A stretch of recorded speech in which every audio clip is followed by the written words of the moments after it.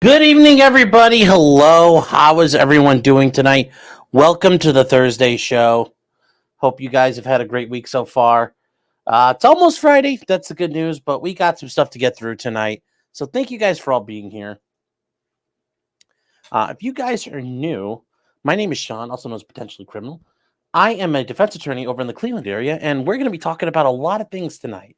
Talk about some criminal stuff, but a lot of ancillary issues. A lot of civil related things, and I think it should be a pretty good time. So thank you all for being here. I think this will be pretty cool. So who's Ag says Sarah Boone's stupid. Yes, she is. We're gonna get to her. We're gonna get to her. What is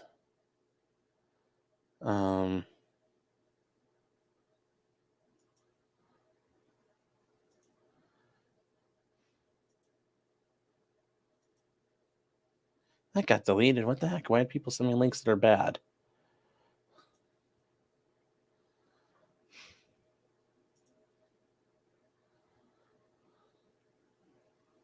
So anyway, we are gonna get moving here.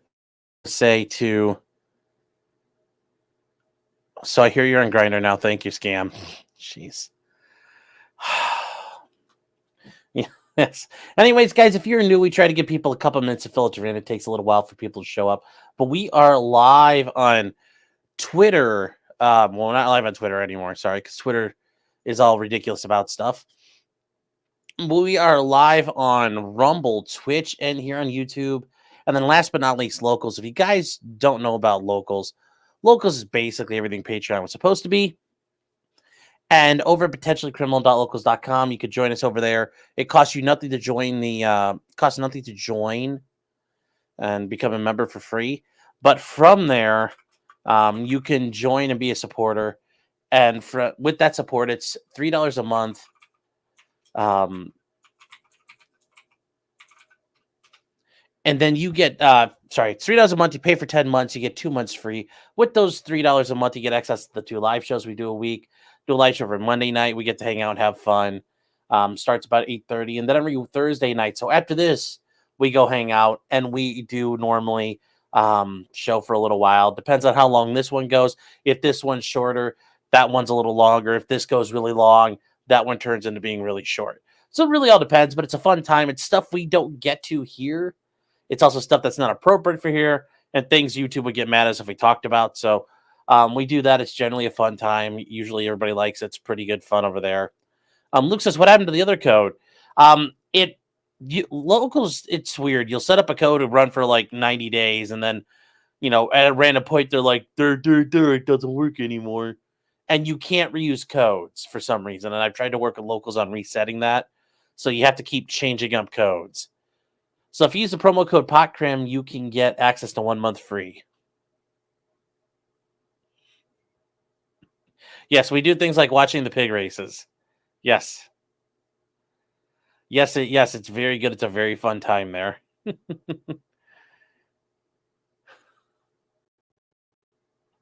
And then Richard Gruber is saying real quick, reporting it from the north coast of Tampa Bay to let you know I survived total Tampa death. Yes, he survived TTD. Good job, Richard. I'm very proud of you. I'm glad you survived TTD. Thanks for the super chat. Glad you're okay, man. Thankfully, the hurricane didn't go too far south. Otherwise, you guys would have been flooded out.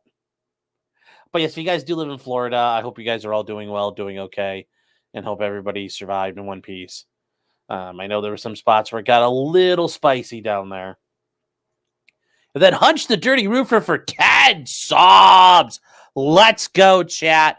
Let's make tonight gray free. Remember, this is a green neighborhood, so keep walking, Grays. But thank you, Hunch, for your support and your generosity. And Stephen Bravo has joined to become a new member. Thank you, Stephen. Let's see, what else you guys got talking about here? Where are we? Oh, the one code you said you do. Well, you can only do one code at a time.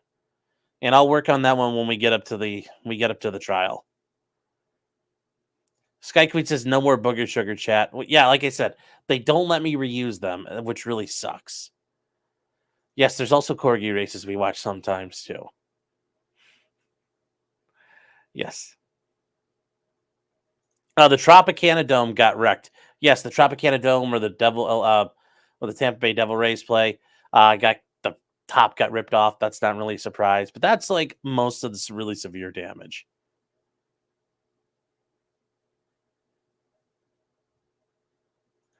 Says SP Seller says Grazer, why you went up this week? You almost have 2 million more views. Yes, I know that, but I'm still saying grays are better as greens. Grays are better as greens. I'm just saying.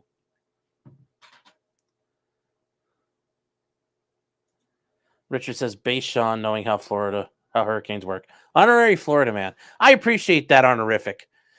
Still not as good as being an Ohio man. Like I said, Florida man probably came from Ohio. It's kind of like when you're tracking lineage. It's like, modern man came from through the Neanderthals and Homo sapiens. And it's like, how do we get there? How do we get there?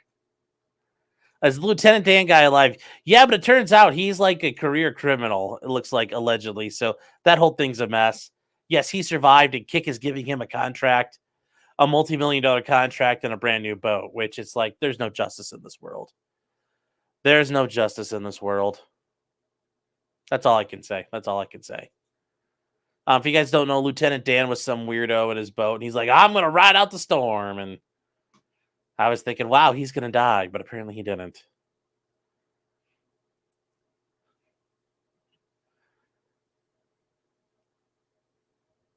He should have called Pirate Dan, yes. Neo Dark Matter says his boat wasn't even rocking. And Toxia says, have you ever listened to Ohio's Shape by Crud Bump? No, I have not.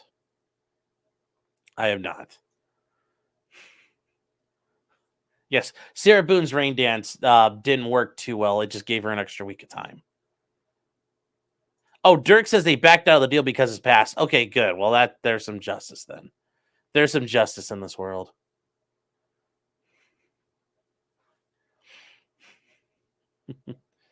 JL says, yes, if FEMA has been offering people $750, it's considered a loan you have to pay back at some point.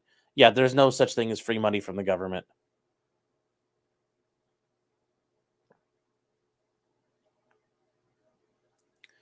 Nico says, justice for Clyde or Clold. I don't know who Clold is. So I'm not.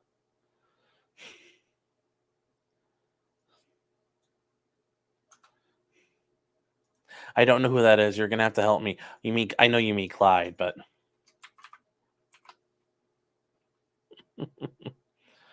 oh.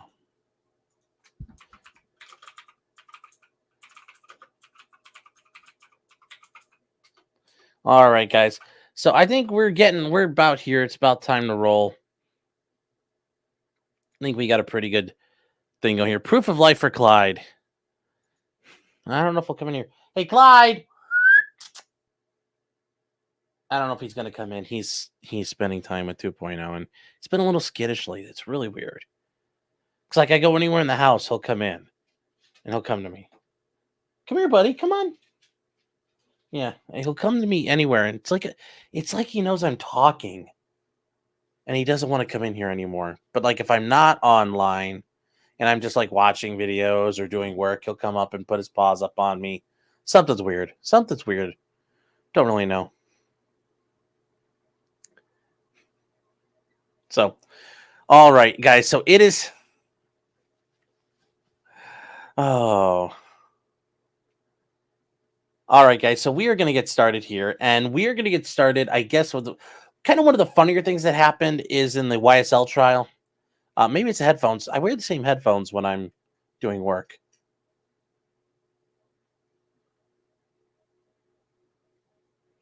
So, with that said, I'll says, whoa, buddy.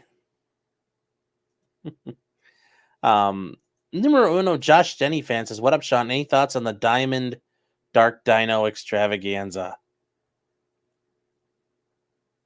I'm going to have to be a boomer here. I don't know what's going on. I don't know what's going on there. I don't get the joke, if there's a joke. Or if it's not a joke, I'm not sure what you mean. Clyde doesn't like the Stoney's ads. I don't think that's the issue. I don't think that's the issue. Anyways, chat, we're going to get started. And we're going to get started with the YSL trial, the Young Thug trial. This, I think, is a great example of the prosecution being caught in a clear lie and a clear exaggeration of fact, and the court just lets it go. And this is an amazing display of it, and they get caught out in it. And I think this just, I know people like Nick Starro and Cat Williams, not that Cat Williams, have been covering the trial and been doing it very good. But I do think some of the stuff that happened this week is a very hilarious example. If these weren't guys fighting for their lives and freedoms, it would be that much more funny.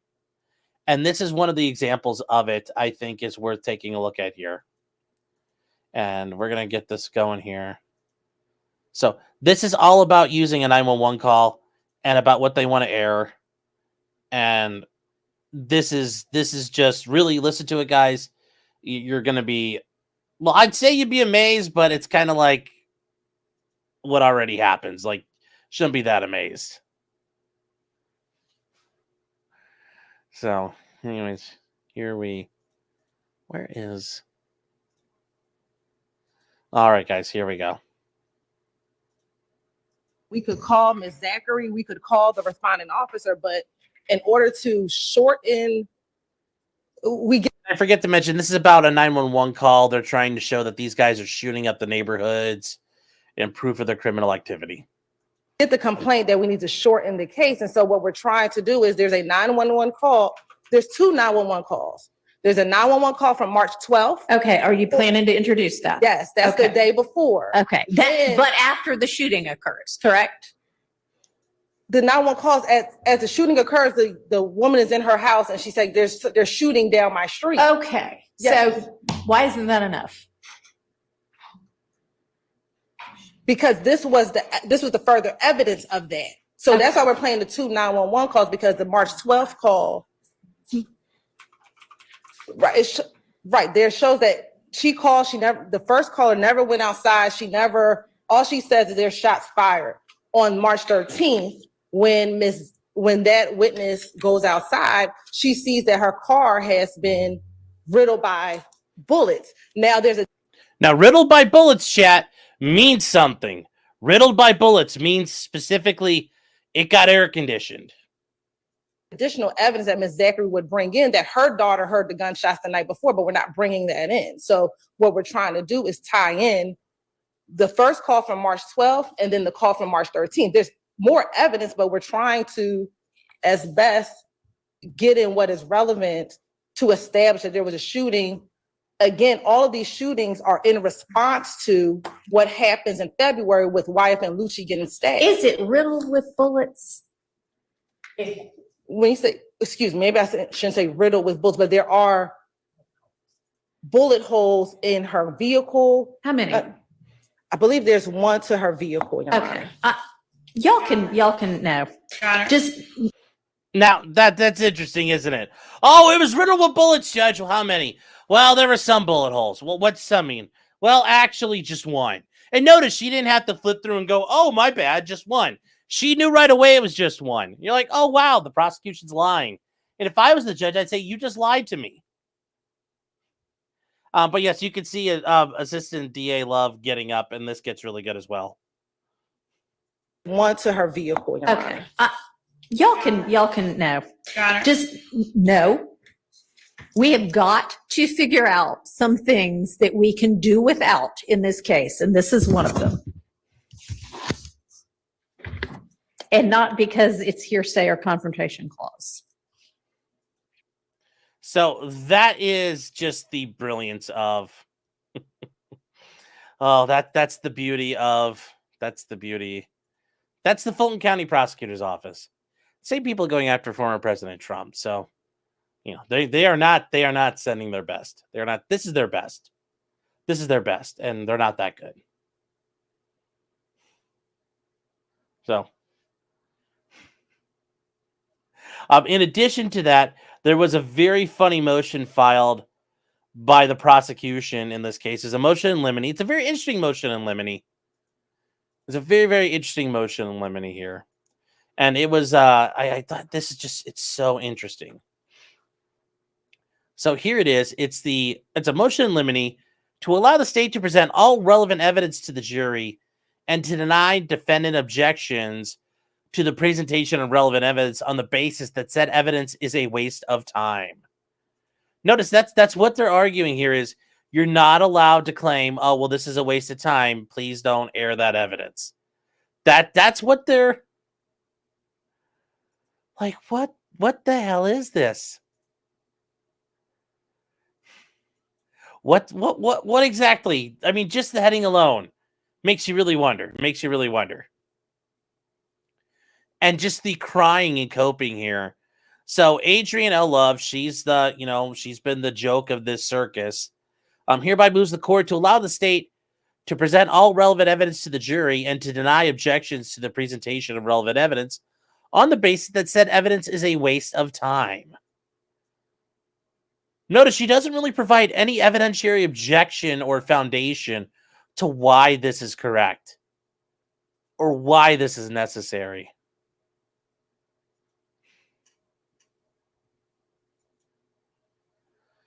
And this is such a problem because, everything is relevant. Like, what's relevant? I mean, really, at the end of the day, chat, I've said this before, everything is relevant. Everything is relevant in some way or another. It's the amount of relevance, and then are there evidentiary reasons you can bring it in, or are there evidentiary reasons it has to be kept out? So everything is relevant to an extent, but the real issue is the probative value.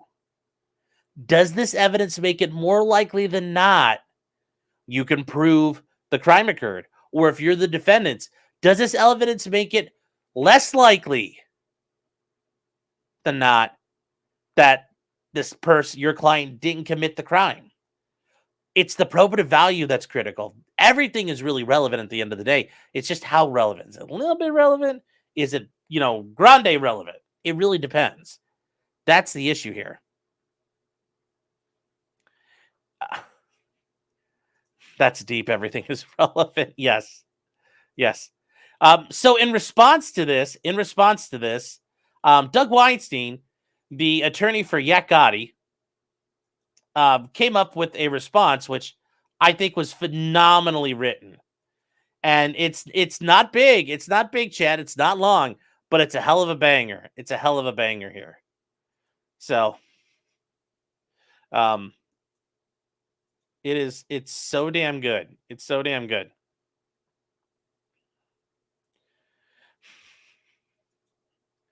All right.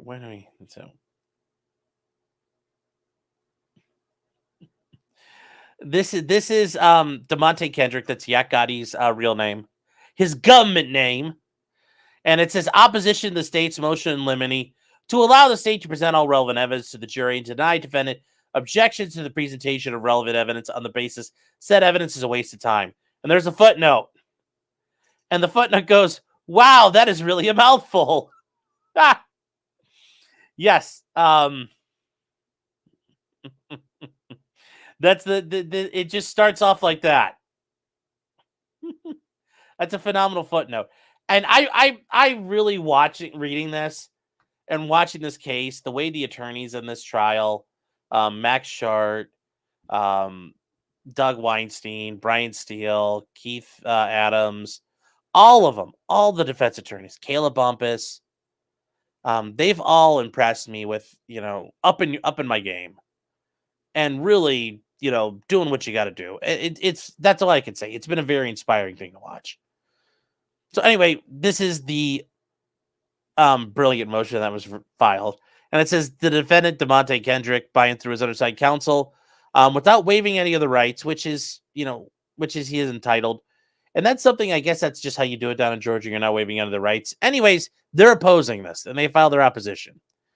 And they say, in a surprisingly succinct and efficient bit of lawyering from the state,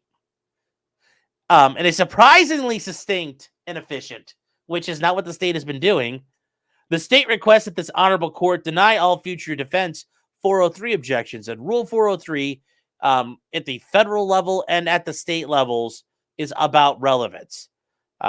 Objections regarding the state presenting relevant evidence that is a waste of time. The state cites neither statute, neither case law, nor the highest law of the land, according to the state.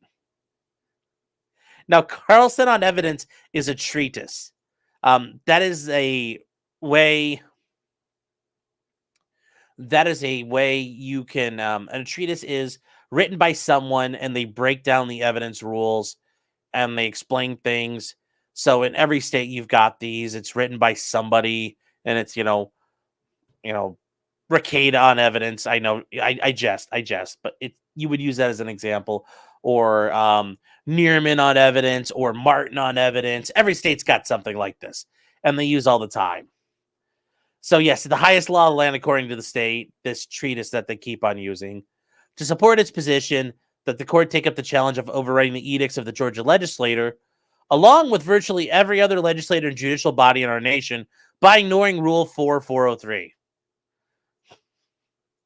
While the state's motion generally merits no response, that once again, Doug Weinstein, if you're out there listening, I know you're not listening to me right now, but this is just fucking brilliant. I fucking love this. The filing of its frivolous motion may indicate the state plans some form of carpet bombing of additional pointless cumulative evidence that's clearly excludable under Rule 403 and is laying down some type of suppression fire through this motion. Therefore, the undersigned counsel feels compelled to object. And his way of saying, look, I kind of get the feeling they're going to keep doing this.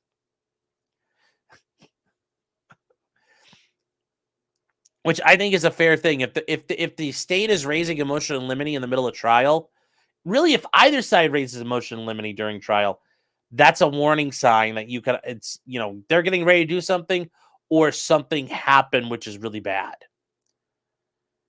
Ironically, the state's motion is a perfect example of the need for this honorable court to weigh in on the state wasting the time of all involved in the present case by barring otherwise relevant evidence that is a waste of time under Rule 403.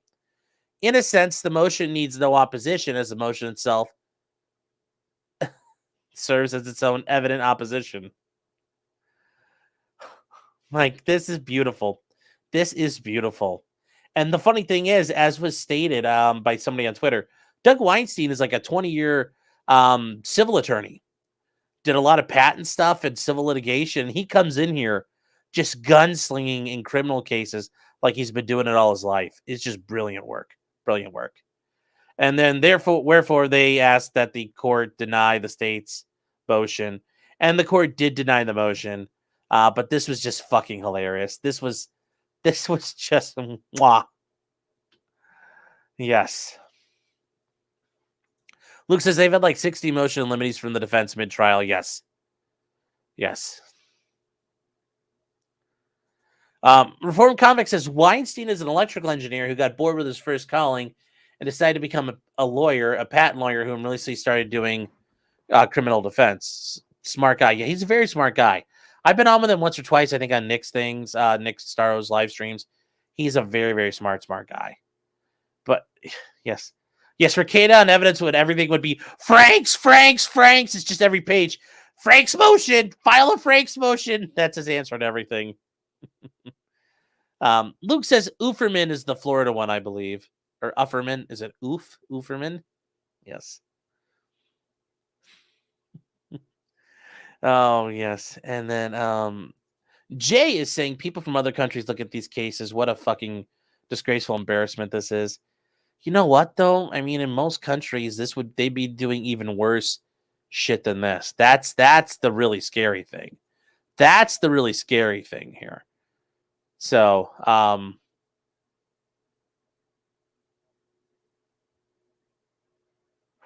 that's really the biggest issue.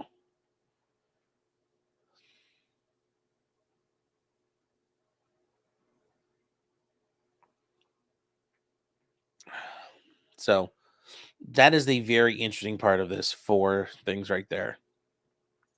That's a shame says, oh, go fuck yourself, Lamau. Yes, I agree. It's good to see you, by the way.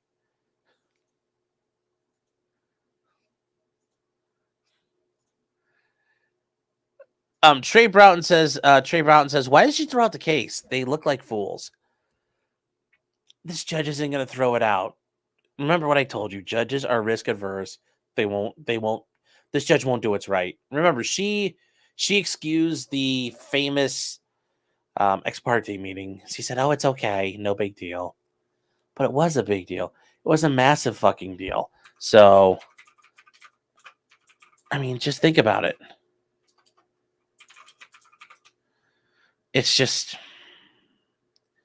absolute bullshit, and it won't end. It won't end. I'd love to tell you it would, but it won't. It won't end. It won't end.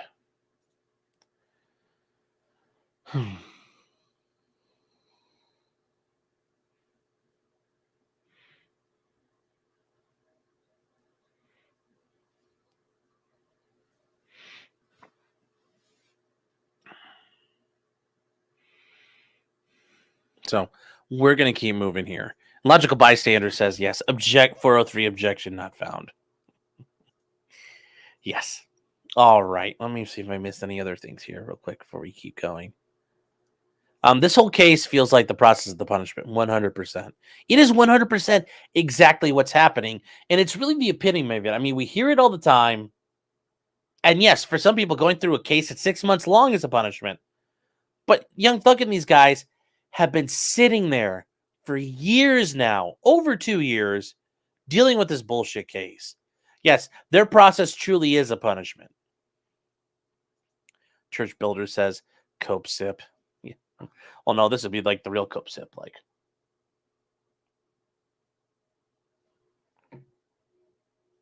I don't have a Cope mug, so.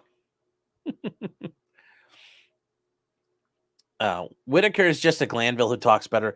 I don't disagree with that. I don't disagree with that at this point. Like I said, there are no honest men in that courthouse. Tarp it over and bulldoze it. Make a parking lot. Let's start over again. That's the only way to handle this. It's the only way to handle this. All right. So moving on from there, guys. That, like I said, those were very, very humorous and very funny here. We're going to move on to an interesting thing with Deadspin. You guys remember back in back a while back, the online magazine Deadspin, they published this, I think now famous or infamous article about the NFL needs to speak out against the Kansas City Chiefs fans in blackface and native headdress. And if you guys remember, it was this kid, and the kid's got, his face is partially black, at least from here, and he's wearing a headdress, and he's wearing a Chiefs jersey. And then there was another picture of him that was taken, and it's there, and oh, he's wearing red face. Oh, well, you know, oh no. And I remember, if we remember going through it, there were all kinds of community notes on Twitter going back and forth about this. And then they pointed out, like, well, he's a kid and he's Native American, and he's like actually his dad is a tribal elder in a Native American tribe in California. And then it kind of turned into like, oh boy, uh-oh. Well, his name still got out there. Everything that happened. But yes, he is a he is a recognized member of a recognized tribe. It's like the Chumash Mission Indians in California. Well, going back to this, and the best part of all was it was written by a guy named Karen. Karen Phillips is a man. But yes, Karen Phillips wrote this. Well, what happened in the meantime is this child's parents sued. Okay? They sued, and they went after him. They went after Deadspin. And they've gone forward with this, and it is, his name's Holden Armenta, and his dad is a very high up member and a tribal leader with this Indian group. So it's not like this kid has no tribal affiliation. So that makes it even worse that they like, how dare they? And it's like, he's really an Indian. And they're like, well, There's still racism out there, don't you know? So the family filed a lawsuit for defamation. And yes, defamation. This is an actual defamation lawsuit, chat. Against Deadspin. And they filed it out in Delaware. They didn't file it in federal court. They live in California, but they filed it in Delaware in a state court because Deadspin is incorporated in Delaware. And that's one of the things. That's the reason why Elon Musk gets sued quite a bit in Delaware state court is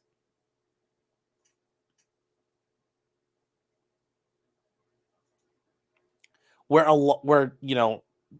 Tesla and SpaceX are incorporated. So Elon Musk gets sued there all the time. Twitter's there too. So that's why it keeps happening. Oh my gosh, you guys.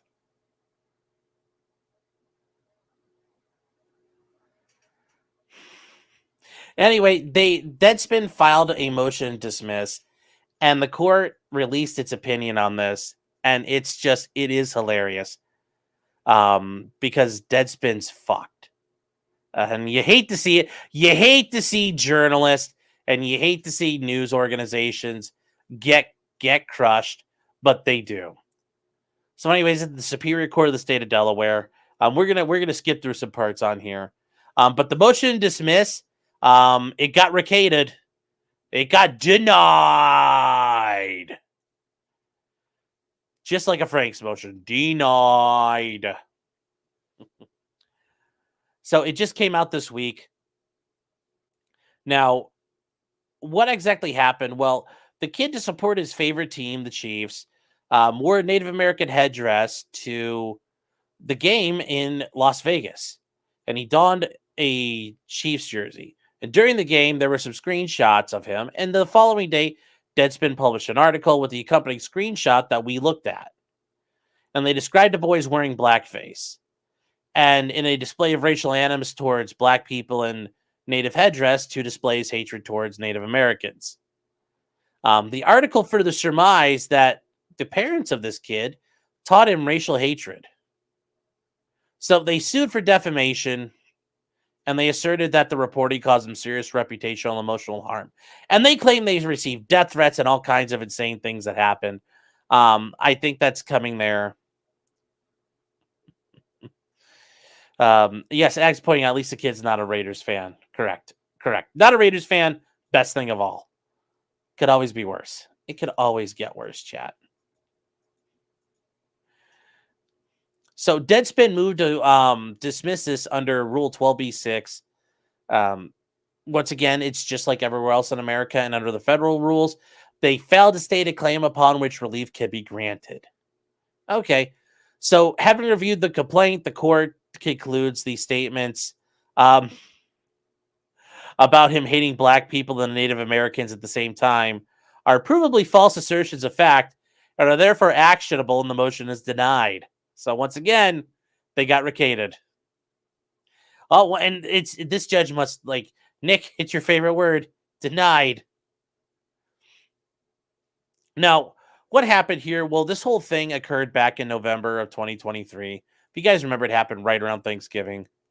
I think it was Thanksgiving. Anyway, or well, it was right before, I think. Whatever, that time frame. So as we keeps going here, and it's just from there. But on Sunday afternoon, the Chiefs fan found a way. This is part of the article opens with, and I forgot this part. Yes, the article opens with, it takes a lot to disrespect two groups of people at once. But on Sunday afternoon in Las Vegas, a Chiefs fan found a way to hate black people and the Native Americans at the same time. And then the article said, despite their age, who taught that person that what they were wearing was appropriate? So once again, they tried to fuck with this kid.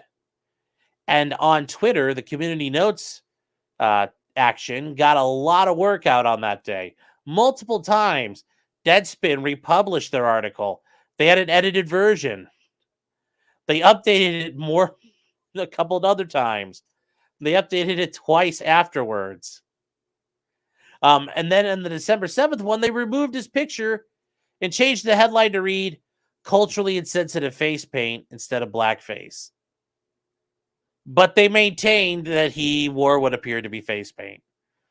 Yes, once they go with the old doubling down and never asking to say, we're sorry, we were wrong.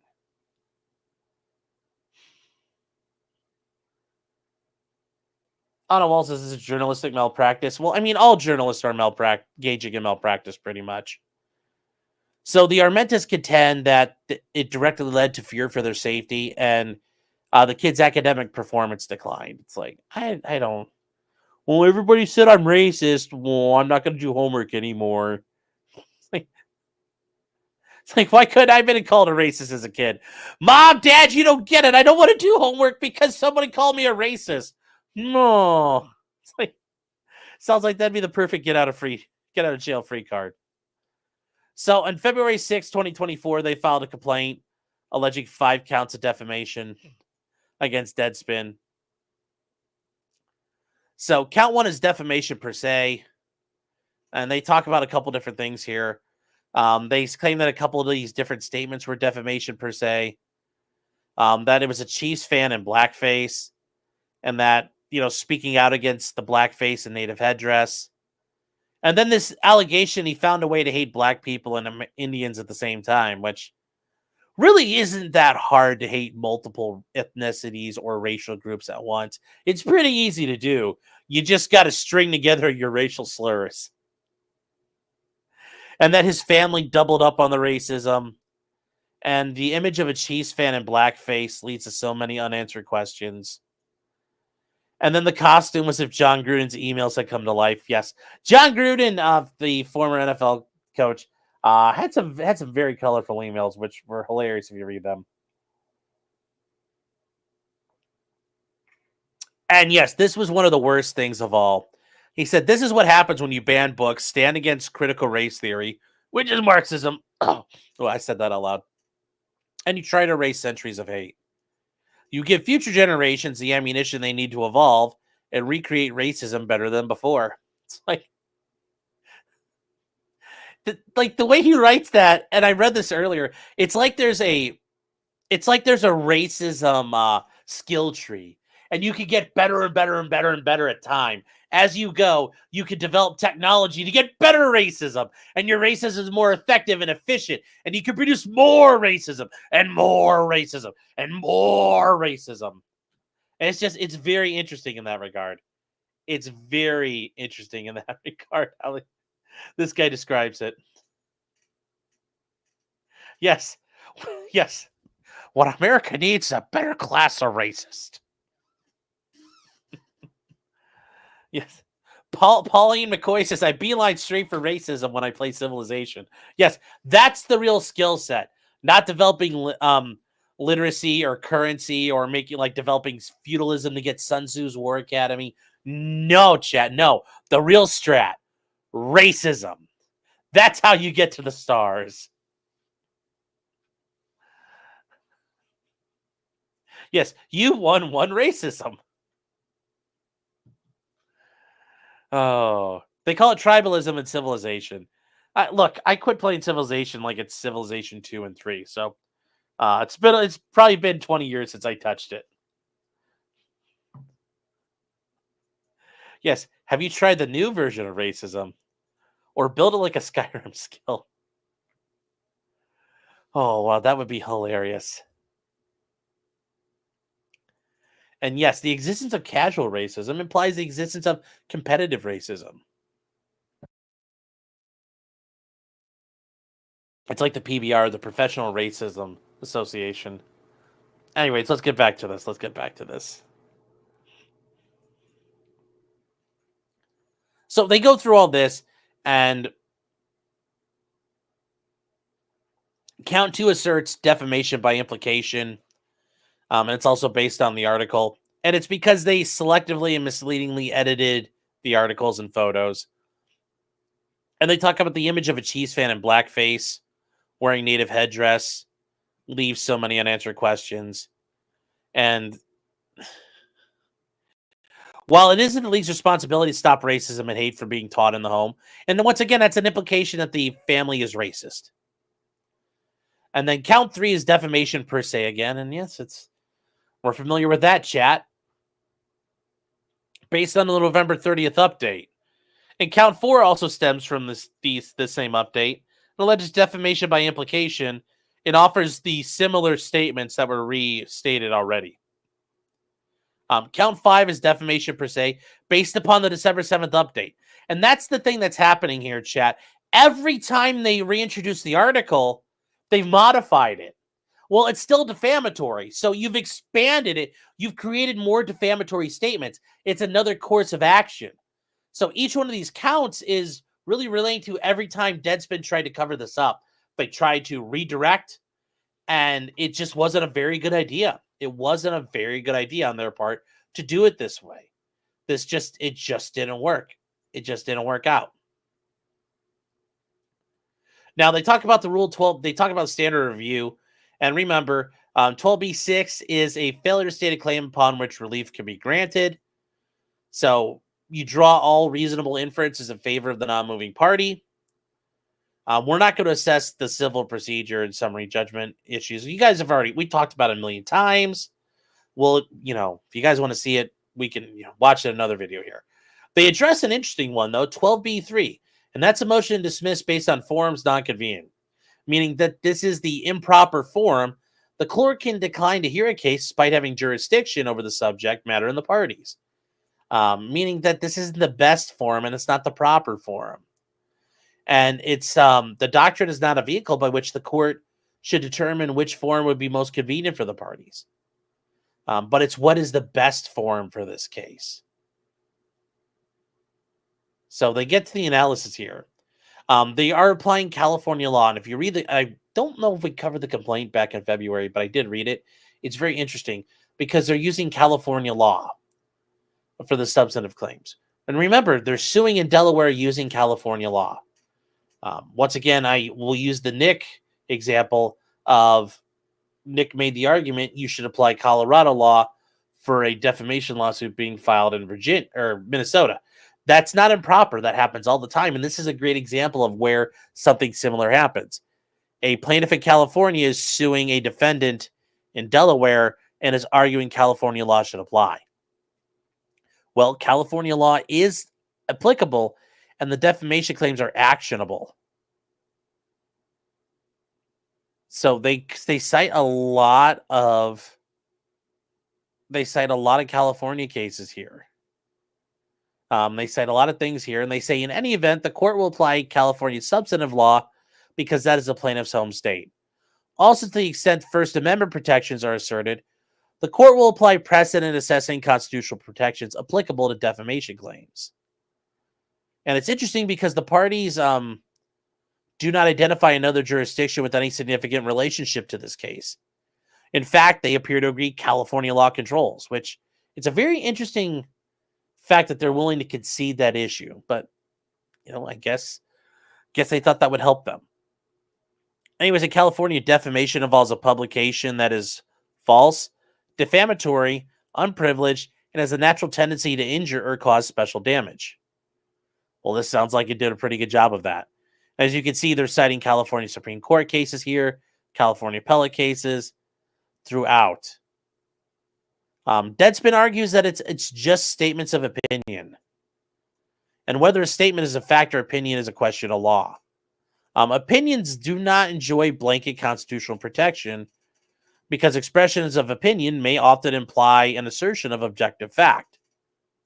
And that's why you guys, when you hear people say, oh, I'm only offering an opinion, or that's a way to get out of defamation is just by trying to be cutesy with your language. That doesn't always work. Your opinions can belay fact. So you have to be very careful. Just saying, oh, it's an opinion, I think, or I've heard, I think he is this, or, he looks like this. Well, that's not an opinion all the time. It's an opinion asserting a fact. And they say they're actionable under whether a reasonable fact finder could conclude the published statement declares or impairs a provably false statement, a provably false assertion of fact. And they do quite a bit. As they get through all of this, this is just an evisceration of everything that happens here. And they point out the statements of the kid wearing blackface are actionable. And Deadspin, oh boy. This kid is getting free money, chat. So I guess, guys, in the future, if you want to make some money, take your kid to an NFL game.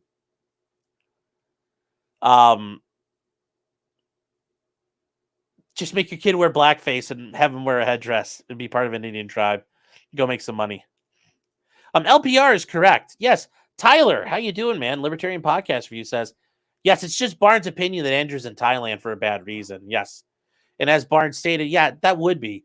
But Andrew said he's not going to waste his time. But, shit-stirring faggots like Barnes would do something like accuse people of being pedophiles. Yeah.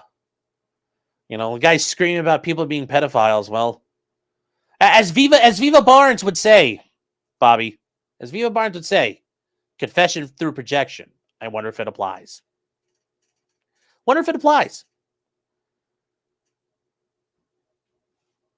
Something to think about. This kid's going to be super rich. Oh, yes, he will. Generally, statements against labeling a person racist are not actionable. Generally, they're not. A term like racist, while exceptionally negative, insulting, and highly charged, is not actionable under defamation claims because it's a word that lacks precise meaning. It can imply many different kinds of fact, which I think is very interesting. It's like, you call me racist. Well, what kind of racist am I? And it's a personal view of what is racist. And that's because it's a personal view. I think you're being racist. Well, there's no objective standard of what's racist. I mean, that said, though, we do agree there is generally an objective standard of racism. So Deadspin argues that the allegations of wearing blackface are non-actionable for the same reasons that calling him racist would be non-actionable. And they recognize that courts often dismiss it, pure opinion, but there's a legally significant distinction, and this is a bad thing for them, between a statement calling someone racist and in accusing someone of engaging in racist conduct. Expressions of opinion are not protected if they imply assertion of an objective defamatory fact. And once again, the assertions that he's doing racist things or that he's in a racist home with racist parents, that he raised in a racially hostile environment. So what does that mean here? Well, they do explain the original article and its updates involved defamatory statements regarding conduct that is provably false. Yes, and that the kid was wearing blackface. Well, yeah, and see, this is where they gets to the conduct. It's not just, oh, he's a racist. Well, they said he's wearing blackface. That's conduct. He wasn't, though. Blackface was motivated by his hatred of black people. And wearing the headdress resulted from his hatred of Native Americans. Yes, that becomes more factual because now you're stating facts, not just opinions. That he is part of a future generation of racists who had recreated racism better than before. And that his parents taught their son racism and hate. The audience could understand its portrayal to mean his entire face was painted black. And because his entire face was painted black, it was his intent to disrespect and hate African Americans. The publication went beyond an expression and flatly stated his motivation for appearing as he did. Yeah. Yes. Oh, what are you guys?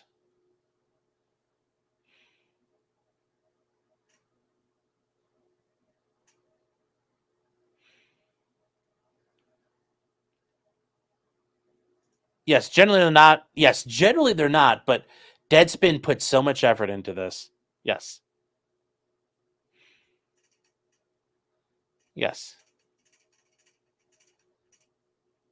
And real quick, hold on. Where did somebody say living in Thailand is a bit sus? Well, I mean, they're Thai people live in Thailand too. Like a lot of people live in Thailand.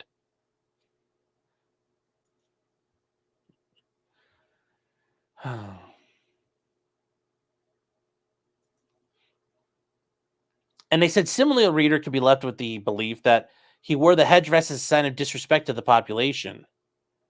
And it said any doubt as to the thrust of these representations, it was resolved in the opening line of the article, where the author unequivocally asserts it takes a lot to disrespect two groups of people at once. And they said a Chiefs fan found a way to hate black people and Indians at the same time. Yes. And while this might be an opinion, the author devotes substantial time to describing the kid and attributing negative racial motivation to him. Further, the article may be reasonably viewed as derogating those who may have taught him, his parents. A reader might not, as Deadspin contends, interpret this assertion as a reflection of the author's opinion. And that's true.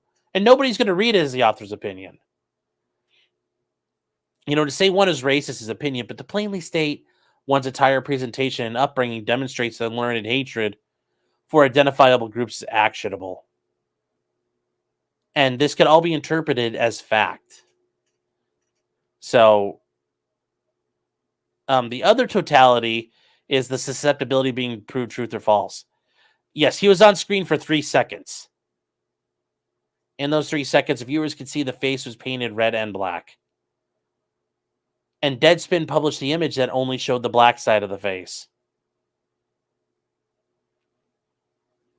Yeah, so, oh boy, yes, they are in trouble, chat. They are screwed, as one might say. Jail says, does the family want a money statement or an apology? I think at this point they probably want both. So we will see what happens there. We will see what's happened there.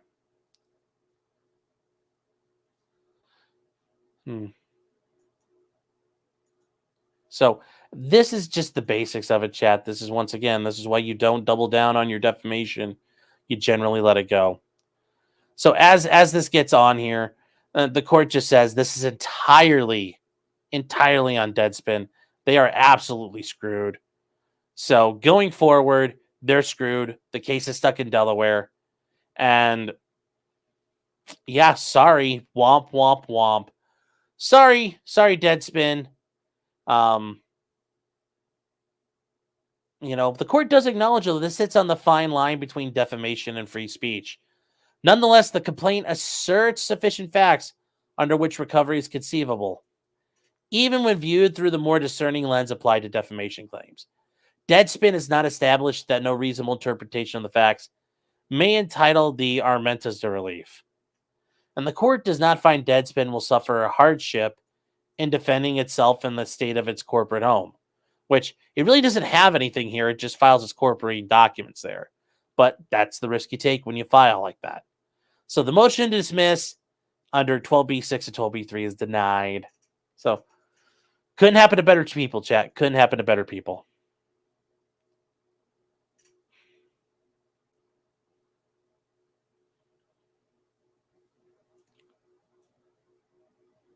Access Thai food's good food, yes. Oh. DF88 says, remember kids, it's not illegal to be racist and own guns. Just don't tell anyone. Oh, yes. Yes. Crystal Pontac says this was not so effective. Yes. Yes. I hope Deadspin goes the way of Gawker. It'll be hilarious.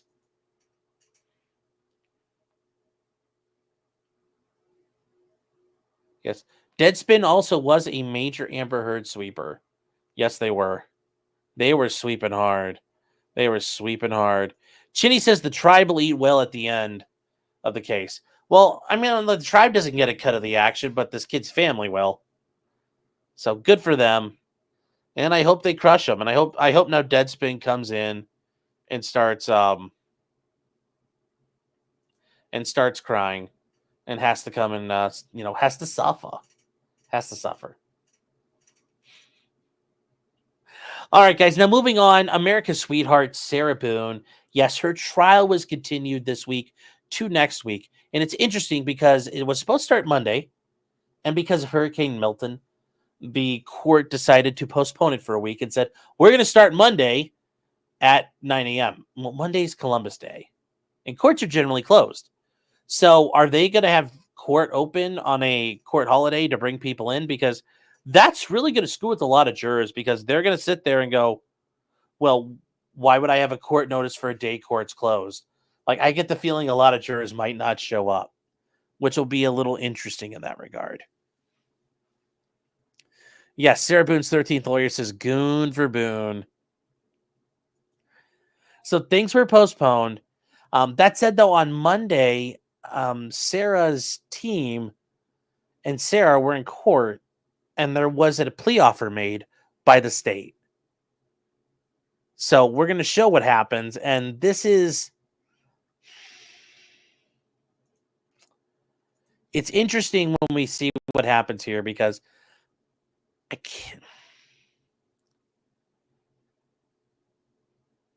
I don't understand. I'm seriously confused.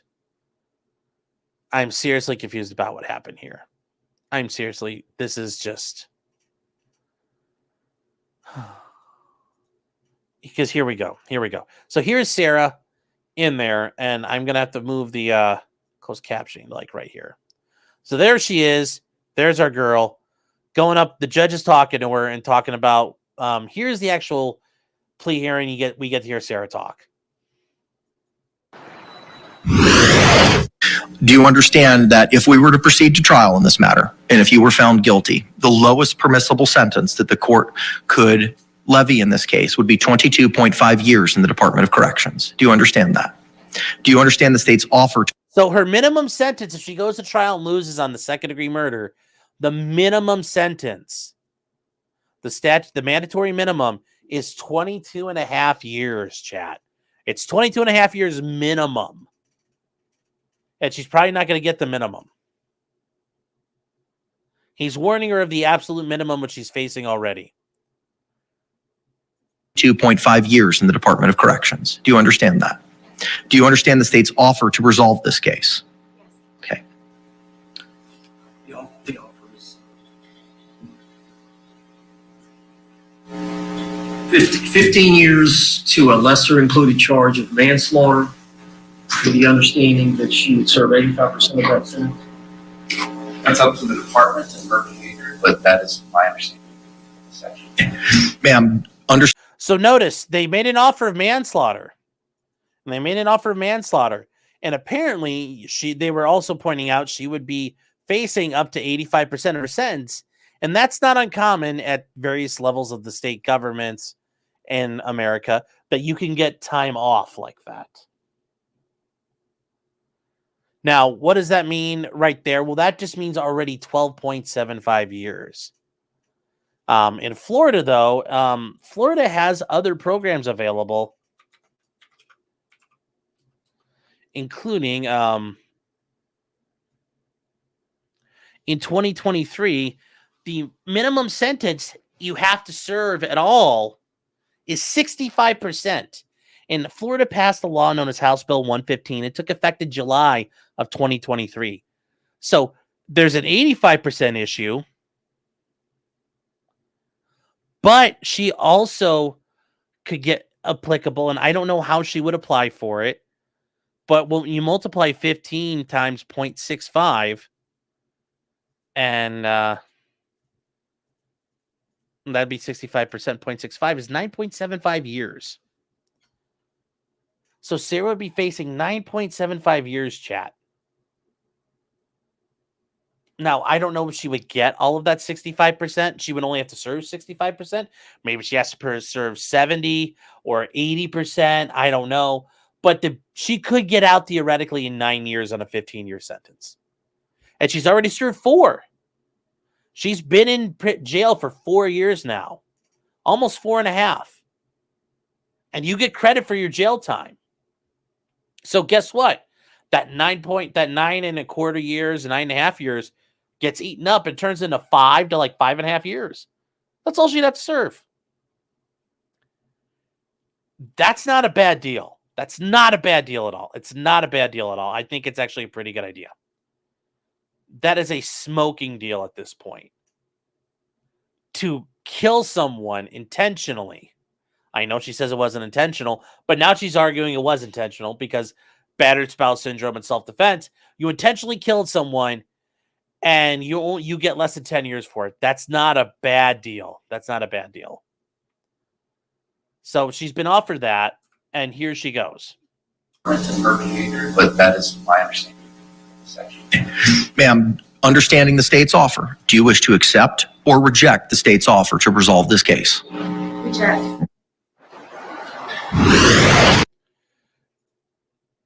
Why? Why would you? I'm not going to lie. If this was my client, I would have probably jumped over the table and started punching her in the face for that. It's done. It's done. And it would be an agreed upon sentence. And I don't know how it works in Florida. At the federal level, you can have an agreed upon, like it has to be done sentence. In some states, it's that way too. But in general, if there's an agreed upon sentence and a stipulated sentence, judges will generally do that. Because if judges started just blowing things up, guess what happens? People find out who are in jail or other criminal defendants find out, and nobody takes a plea in front of that judge. So judges have an incentive to adhere to plea deals. They have a very big incentive. And Sarah just says, nope, YOLO, I want to go on my own. I don't know why you would do that. This is so stupid. So stupid. Sarah, honey, take the deal. I mean, it's probably gone now, but oh my God. I mean, if I was Owens, I'd be working on trying to keep that open. I'd say, hey, Sarah, you know, like this probably isn't a bad idea. You should really take it. Like, I'm just saying, it's you know, you're not going to, like, it doesn't get any better than that. And I don't know how insane she is that she thinks it's going to work. I don't. And yeah, she's going to regret this decision. 100%. She's going to regret this decision. She's going to get felted, and that's it. And she's going to sit there and say, oh, I want it now. Now, the reason why they had that hearing like that is because now she can't say, oh, I never got it before. Or they never made the offer. I didn't understand it. Like, they went through their time there. Otto Wall says he had no control over his client. Well, he does have control over her. She's listening and she's shutting up and doing what he says. But your client refusing to listen to you about taking a plea deal, that's not really, I wouldn't argue that's client control issues. That's just, sometimes clients are dickheads. And sometimes they do retarded shit like that. And I don't know why they do it, but they do. You know, there's...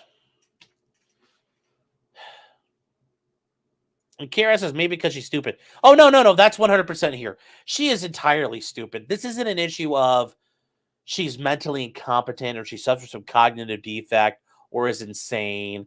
I mean, she might have mental health issues of like narcissism and delusions, but she knows what she's doing. This is not an impaired woman. I will say this, guys. Don't feel bad for her. This isn't a situation where you might feel bad for somebody like, oh no, this isn't how this should go. This is unfair. Sarah knows what she's doing. She's jumping in with both feet. Don't feel bad for her. Do not feel bad for her. Corey Renfro says when she walks, you're all gonna feel real stupid. Oh, I'm willing to let that happen. I am willing to feel stupid. Trust me. If you think that's what it's gonna take to make me feel stupid on here, you haven't seen me long enough, Corey. I can tell you. I can tell you that. She's going to go away for life. Probably. Guy Remecton is saying, it's true they don't have to prove intent. That's correct. You never have to prove intent. Now, first-degree murder, premeditated murder, you might show premeditation, but generally you don't still have to show a motive. And yeah, for regular murder cases, you don't have to show motive. Now, showing motive is very helpful because if you just say, you know, A kills B, that doesn't, you know, a jury might want to know. Remember, we're narrative-driven animals. We need stories. We need to understand. But why did he kill the guy? Because, like, if you don't know why he killed him, it makes it hard for you to believe. You know, it makes it harder for a jury to want to convict. So they will generally try to show some idea of why this happened. Was it for love or jealousy or money or drugs or revenge or for whatever reason? You generally try to show it, and it's usually apparent why this person generally committed the crime. You usually don't just have random murders. There's almost always an underlying reason. There's almost an underlying reason. So I hope that makes sense. Yes, Chuck Keyworth is correct. This is a retard alert. Ding, ding, ding, ding, ding, ding, retard alert. Yes, there's a retard warning for Orange County, Florida. Sarah Boone is on the loose. Sarah Boone is on the loose. And yeah, she's avoiding accountability at all costs. We've seen that. That's a not a new thing for us, chat, to see. And Jill Loy says maybe she's enjoying the limelight. Well, if she did the manslaughter and then she got out, she would have more limelight. And she could give a jail interview then, too. Once she gets locked up for life, she's gone.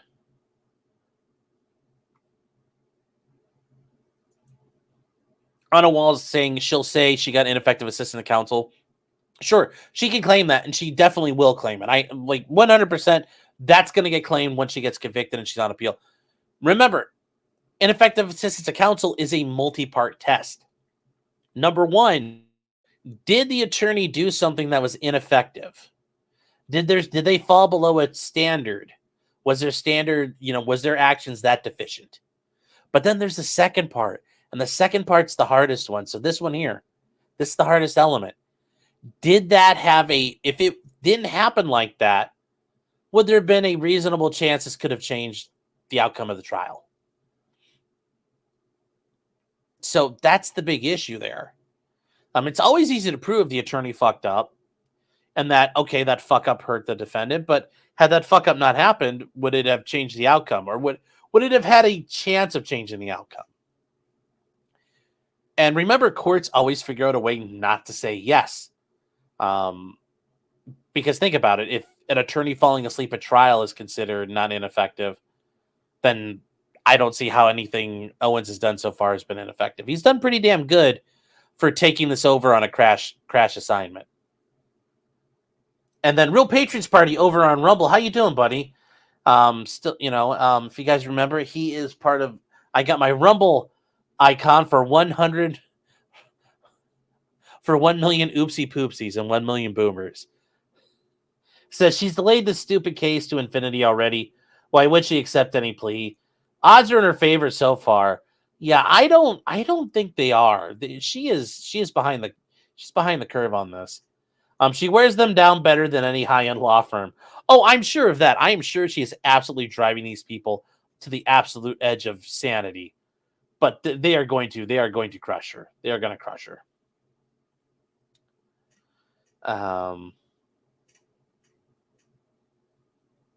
So yes, Sarah better call Barnes. Yes.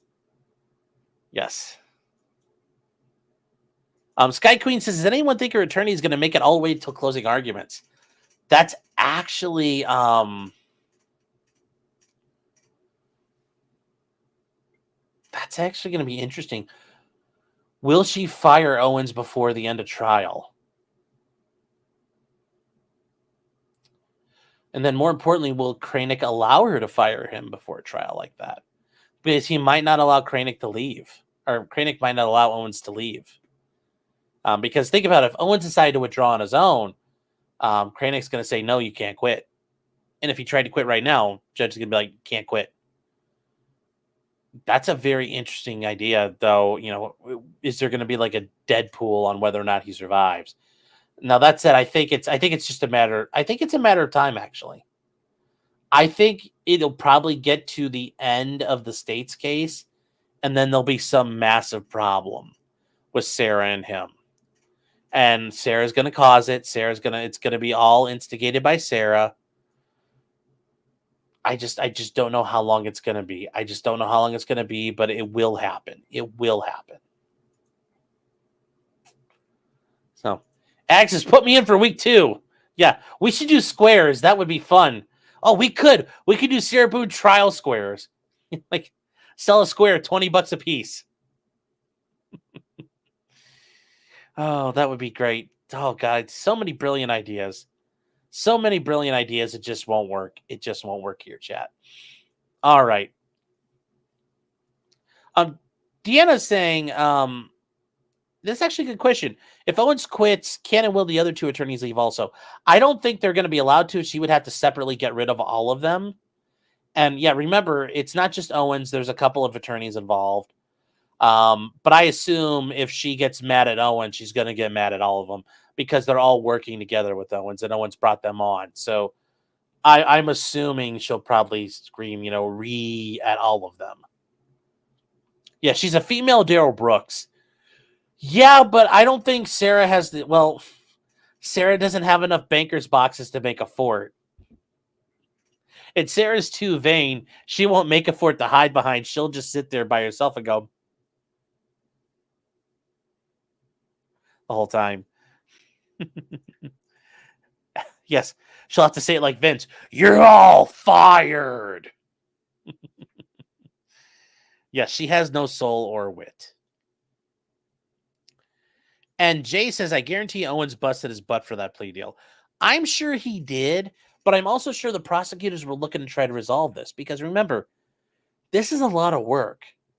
And if those prosecutors can do something that they don't have, it's like any job, the next 3 weeks, their lives are going to fucking suck. It's going to be rough. It's going to be hard. This could impact their other cases and the amount of time they can vote to other things that are going to be tougher. This is a pretty open and shut case. No pun intended. Although, oh my God, I hope the prosecutors use that. Ladies and gentlemen, this is an open and shut case. I hope they use it. But yes, I could see them saying, look, here's a deal. See if she'll plea it because I don't want to have to try this. It's going to kill me. And I wouldn't blame a prosecutor for not want to try this. It's going to absolutely suck, especially when it's such an easy case that's just going to drag on.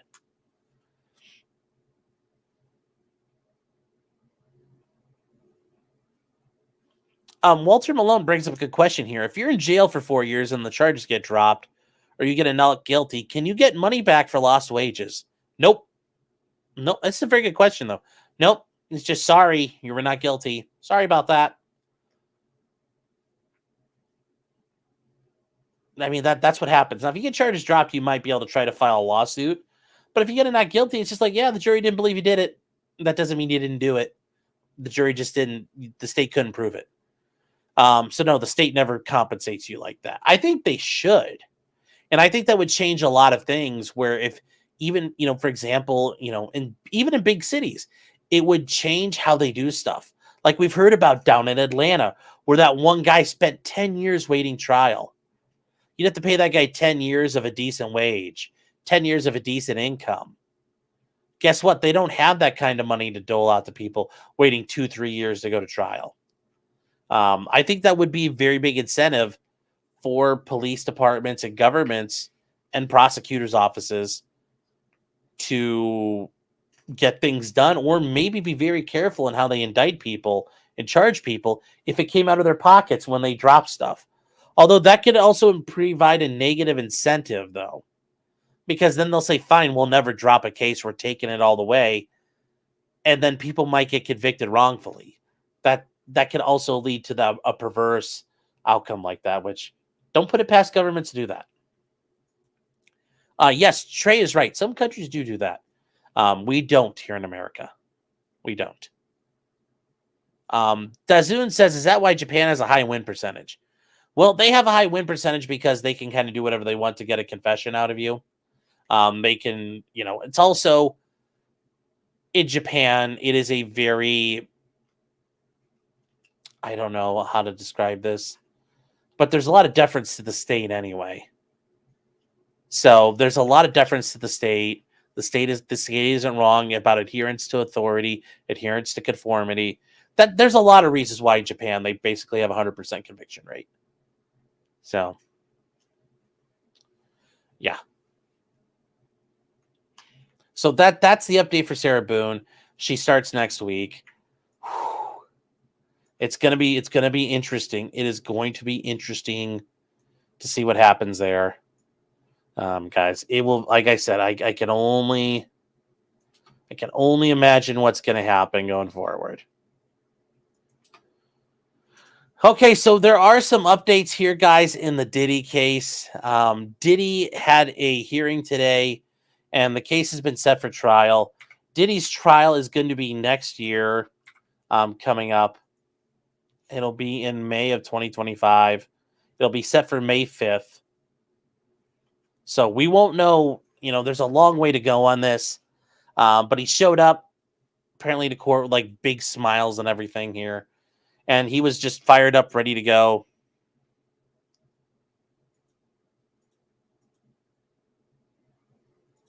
Studi is saying, could you please cover the state's motion against a battered spouse defense? We can do that this weekend. We'll have some time probably.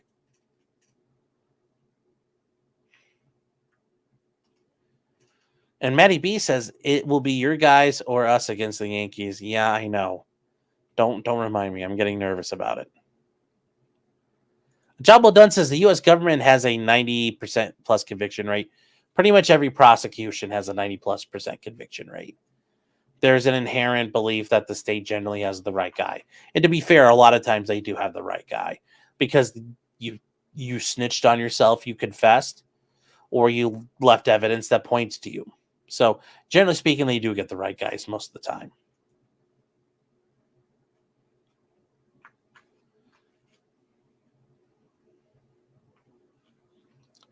So, what were we just going to? Oh, Diddy. Sorry, I lost track of where we were going here. But yes, Diddy has his sex trafficking case, and guys, remember Diddy's screwed too, just like Sarah Boone. He's absolutely toast. He's toast on a cracker. He is not going to be there. He's done. He's done. He's not going to make it, chat. He's not. But the case starts May 5th. And it will be part of his massive trial of RICO, racketeering. His RICO case is his conspiracy case and the sex trafficking and transportation to engage in prostitution. So he is going to, it's going to happen. It's going to happen quick. Diddy's been held at the Federal Detention Center in Brooklyn for 3 weeks. He has been denied bail twice, and his attorneys filed an appeal with the Second Circuit of the United States. That's not going to go anywhere. He's going to get upheld. The bail's going to get upheld. So Diddy's stuck. He's going to be stuck in jail till May. And he's going to get convicted. I mean, I don't see how he doesn't. And at that point, Diddy's pretty much going away for life at that point. Walter's saying, is the Diddy case going to be streamed? Remember, Diddy's case is in federal court, so we won't ever see anything about it. We'll get to hear people could tweet about it. Reporters could write about it. We'll see those crappy courtroom sketches. But that's all we're going to get. Just like Ghislaine Maxwell, just like R. Kelly, we're only going to hear about what happened. Jamie says, how much will he get just on these charges? He can face up to life, depending on what he gets specifically convicted of. But he's looking at, 30-some years minimum, probably.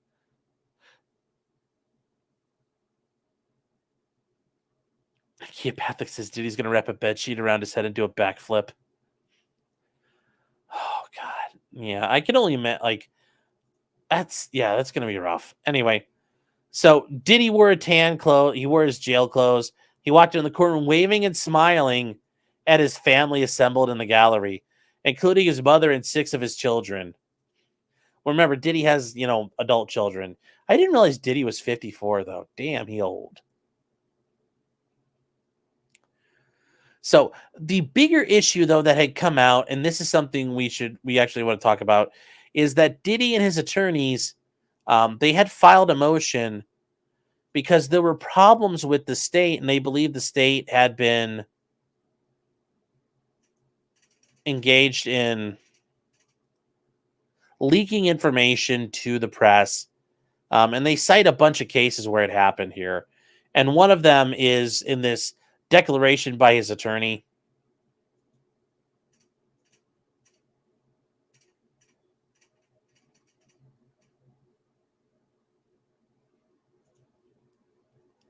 You guys are something else.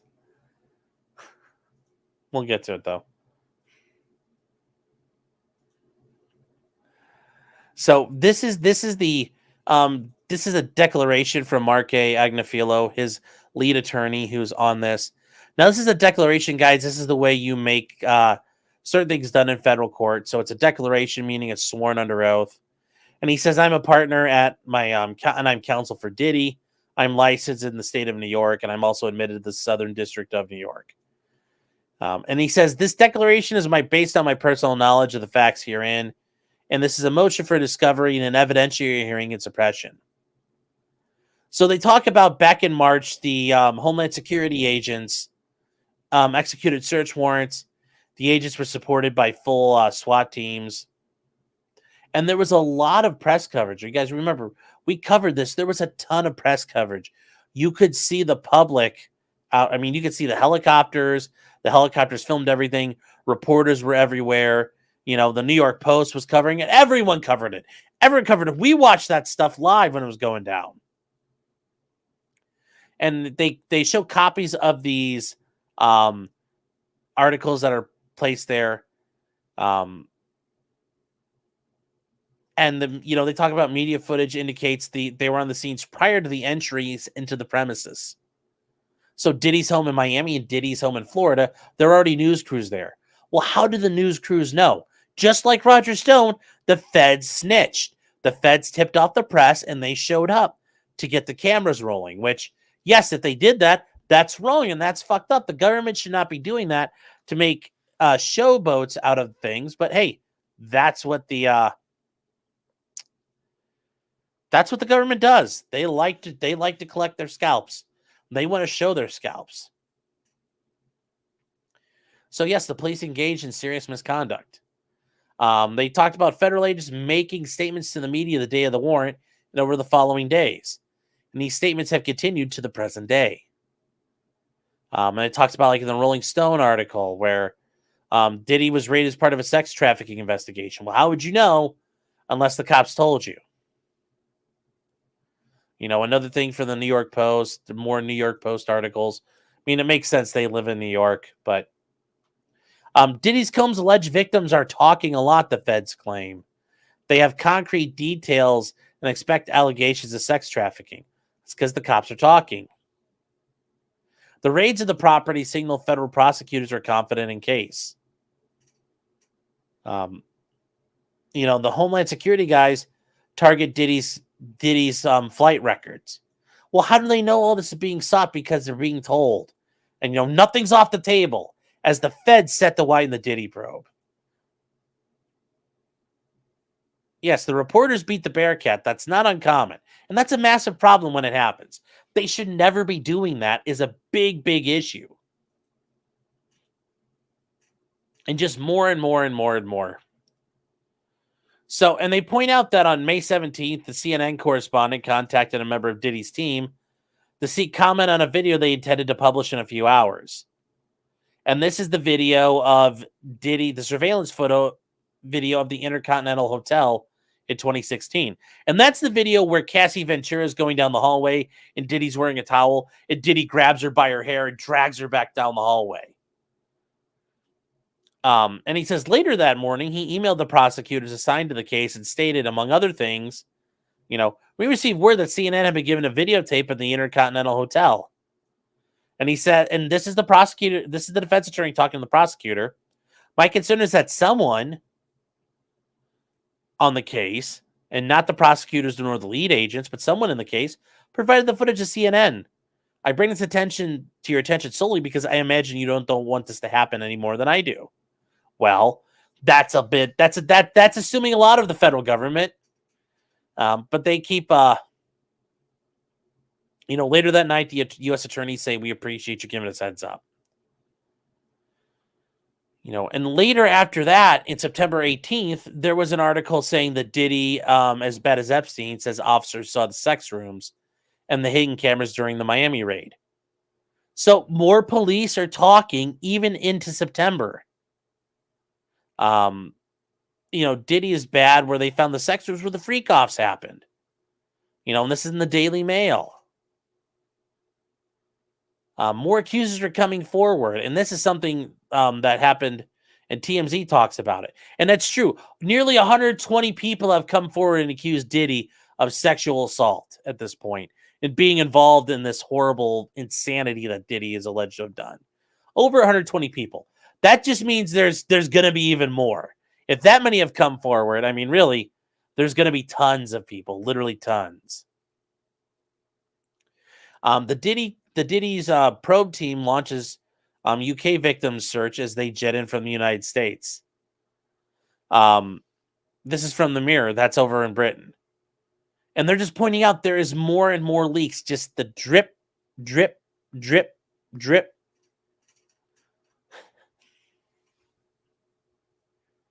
So this is not Jesse Ventura, Cassie Ventura. She's the one who sued Diddy for like $50 million. And then within the next day, Diddy filed, immediately settled with her.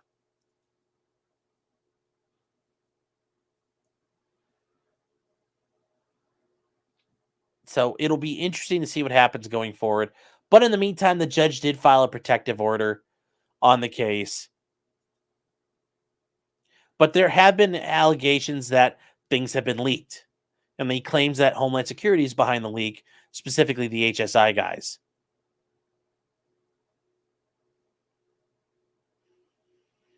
So there are protective orders that are out there. So we'll see what happens. But literally, there's not a whole lot that we're going to see in the meantime. So the judge has issued a protective order, and we're not going to see anything until we get to trial. But what comes out in trial, we will find out about. And yeah, it's not looking good for the diddler. It's not looking good for the diddler. I can say that much. It's going to be rough. Diddy is going to have a long way to go on this. And I don't think it's going to end well for him. I mean, really, I don't see it. I don't see it ending well.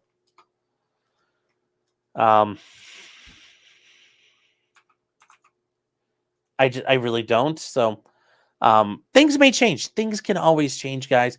I just don't see it happening. I mean, really. It's just how it goes. It's just how it goes.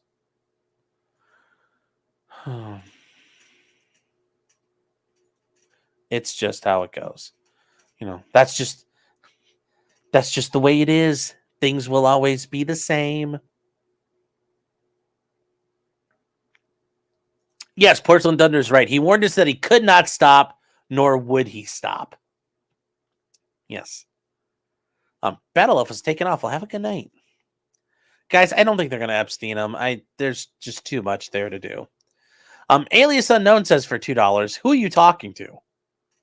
Who are you talking to?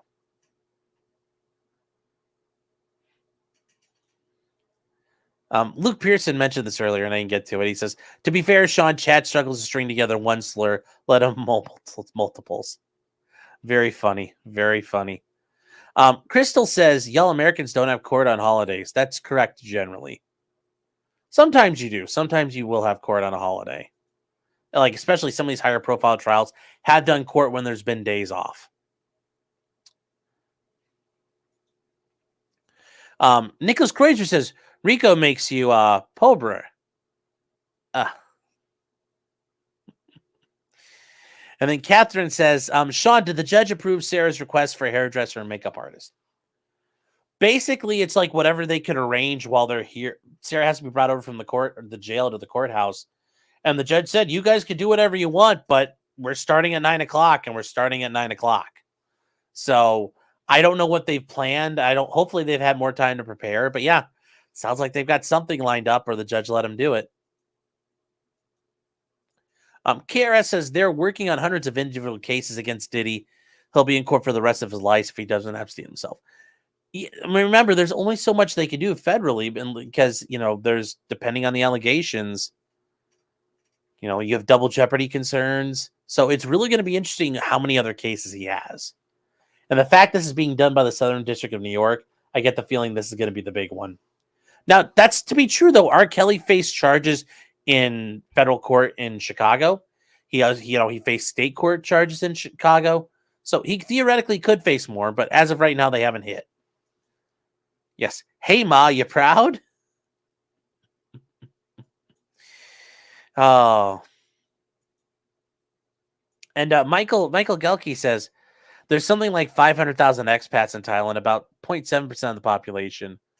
Most are there just for the working and cheap living. Yeah, I mean, that's generally how that goes. Robert Lawrence says now all of the women going to court will be allowed makeup.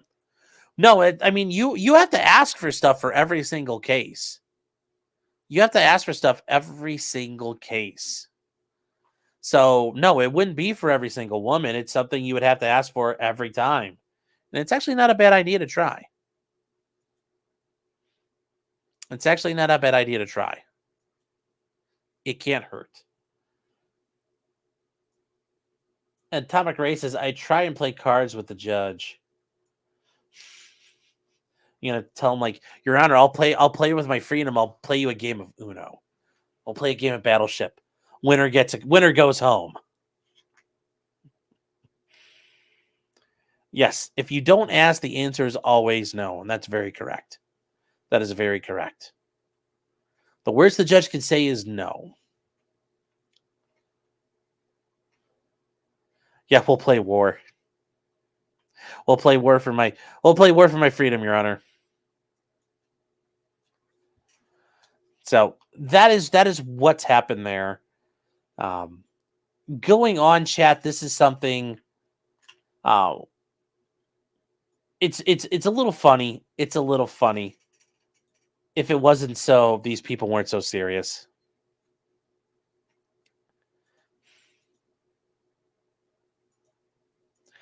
And it is anti-Semitism is on the rise in America. Yes.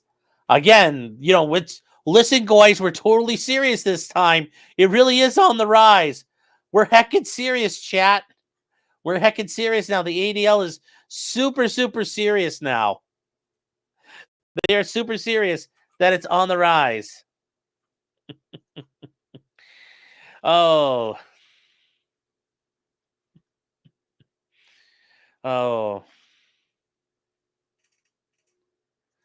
So,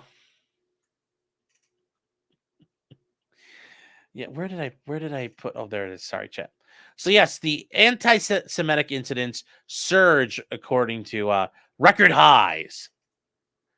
Remember, though, as the reporter said, racism, it evolves, it gets better. It's like machine learning. Your racism gets bigger. It's like Kanye said, bigger, faster, stronger. So, yes, in response to the group found more than 10,000 incidents from October 7th to September of 2023 to December 24th of this year. A nearly 200% increase compared to the same period a year earlier. Well, yeah, because the October 7th attacks where Hamas attacked Israel, including on the cute little paragliders. Yeah. So, but it's interesting when they talk about it, what happens. It's the highest ever since the ADL began tracking such incidents in 1979. Yes, I know, and I'm sure the year before, it's always increased. There's never been a year of, oh, wow, there's a big decrease in anti-Semitism. I'm sure that's never happened. Yes, and the report comes days after the FBI and Department of Homeland Security issued a joint statement warning of violent threats from ongoing turmoil in the Middle East. Well, at least they're not blaming white guys for this time. I mean, that's... Thank you, I guess? Although, should I be upset that they think that, the Arabs could be more racist than us? We'll show them, chat. Maybe that's the right thought here. Maybe it's all the long play. They're trying to get all the white people angry, thinking, oh, the Arabs are better at racism than you are. It's like, roll up your sleeves, chat. We got work to do. So they talk about, since the attack on which in Israel, which saw 1,200 people killed, Jewish Americans haven't had a single moment of respite. We face a shocking number of anti-Semitic threats and calls for more violence against Israelis and Jews everywhere.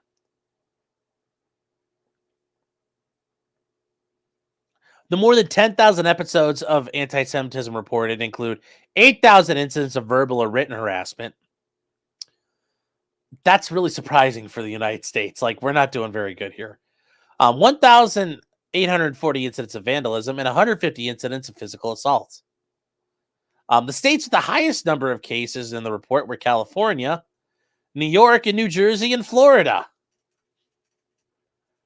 You know, listen, Middle America, get good. Get good, Rust Belt. Y'all ain't doing good enough. But yes, imagine that. It's on the coastal elites. It's on the coast where there's the most racism. Imagine that. You know, all those bitter clingers holding on to their Bibles and guns. Oh, wait, not New York or New Jersey or California. So the report will be published in spring of 2025. Now, this is the very interesting part, chat. This is the interesting part here. This part here. Part of the increase comes from a change in methodology.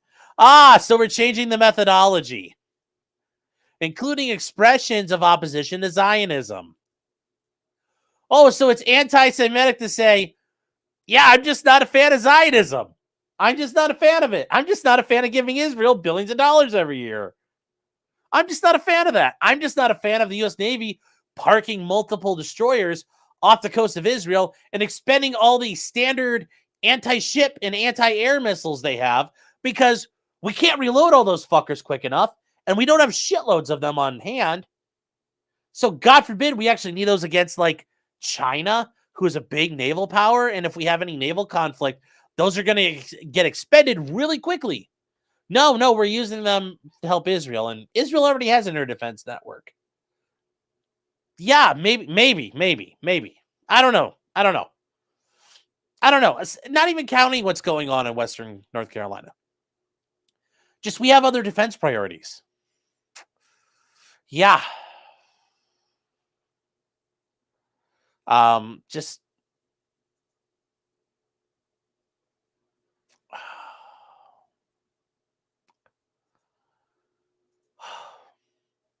you know, yes, our greatest ally. Yes, I don't like bagels, you anti-Semite. And they also include as well as support for resistance against Israel or Zionists that could be perceived as supporting terrorism. Okay. Well, I mean, fuck Hamas supporters anyway, because, you know, they're fuck Hamas. But if you don't like Israel, okay, well, you're anti-Semite. I don't like helping them. If they want to bulldoze, you know, the Gaza Strip, go for it on their own. I don't want to help support it. Well, that's anti-Semitism. Oh. Now they said 3,000 incidents took place during anti-Israel rallies, which featured support for terrorist groups like Hamas or Hezbollah. Which, yeah, those guys you should be deported if you're supporting Hamas or Hezbollah. Like, bye. Excluding all these incidents, the 3,000, the ADL counted 7,500 episodes of anti-Semitism, a whopping 103% increase from 2022. Like I said, chat, it never goes down. It's always increasing. It's always going up. It's always going up. It never ends. It's never going to be stopped.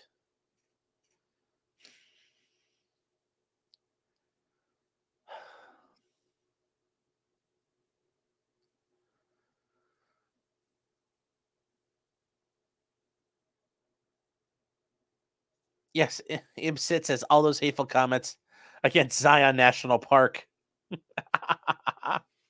Yes, that would be there. Yes. Whiskey Sour says, how about just securing America's infrastructure?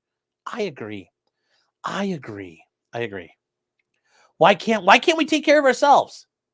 Nope, you're an anti-Semite. It's like, no, I'm just worried about America. You hate us. It's like, no, just leave us alone. So, and in the meantime, Israel has invaded Lebanon. More than 1,000 people have been killed. Well up to 1 million may have been displaced since Israel's launched its attacks and strikes against Hezbollah, which I guess that's okay because they're not Israeli. So Israel's going to do it. Anti-Muslim incidents reached 8,000 in 2023, according to a report from the Council on American Islamic Relations released in April. They're like, oh, you know, We're not going to let the Jews outdo us. We're bigger victims too. Oh, we're being attacked by white people also. Yes, it's the highest level ever since 30 years ago. I mean, they're cheating and using the ADL's playbook, which, you know, they apparently have no shame to be using the tactics of the ADL. But yes, chat, remember, we are all now, everything is anti-Semitic. It's all anti-Semitic. Sleazy says, the Israelis only killed 1,000 people in Lebanon. Those are rookie numbers. We got to get those numbers up. Yes, that's Oh,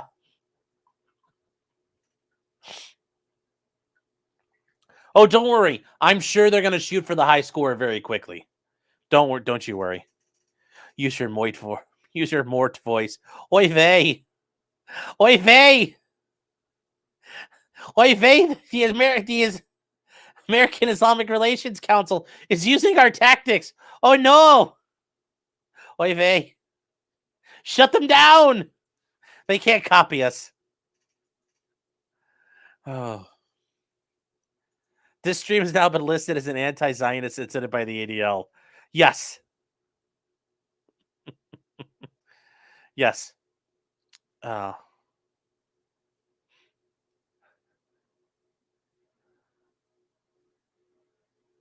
J-Rock says Joe's flagging the stream.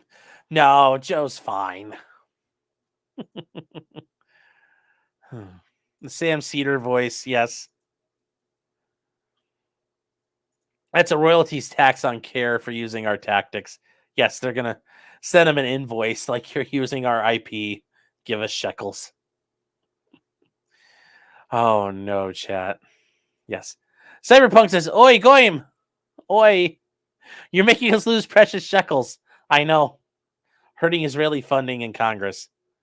And then DF88 says the Hamas bringing the ovens and wind doors to the rave.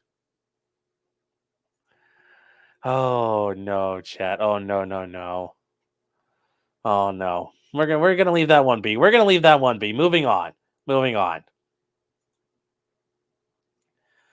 Oh, for a quick palate cleanser, chat. Just so you guys were, if you were not aware, today is October 10th. But on October 9th, for a good palate cleanser, in 1967, Che Guevara became a good communist. If you've never seen it before, this is Che Guevara, Castro's butt buddy.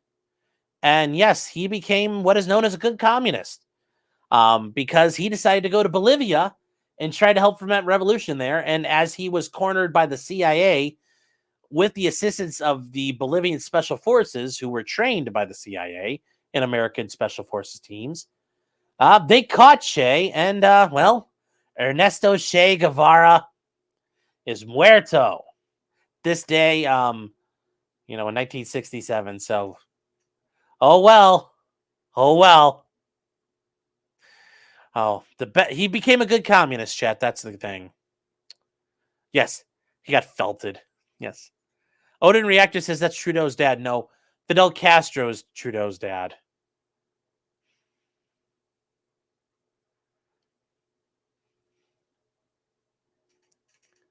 Yes, womp womp. And Love the Pie says Safa Che. Yes. Are they petting him? No, they're holding him up by the hair. They're like grabbing his head to say, like, look, here he is. And then the other guy's like, look, here's the bullet hole. I mean, they shot him the fuck up. He got shot up pretty bad. Che was an interesting person. I mean, yes, being a medical student, yeah, you can watch the Motorcycle Diaries and all that nonsense. But yes, he was very interesting as a communist. He hated blacks. Like, his views on the Negro are hilarious. His views on gay people. Che hated everybody. I mean, holy Jesus. You want to talk about a man who hated people? Che was a world-class hater. He was a world-class racist, too. Surprisingly.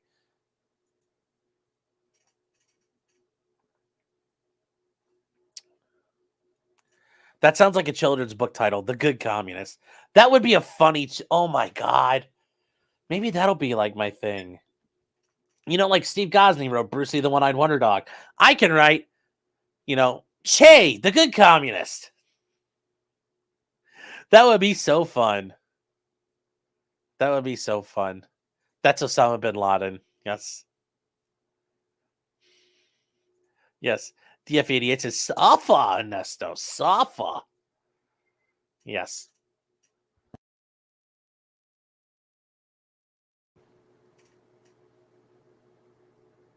All commies, all commie revolutionaries, yes.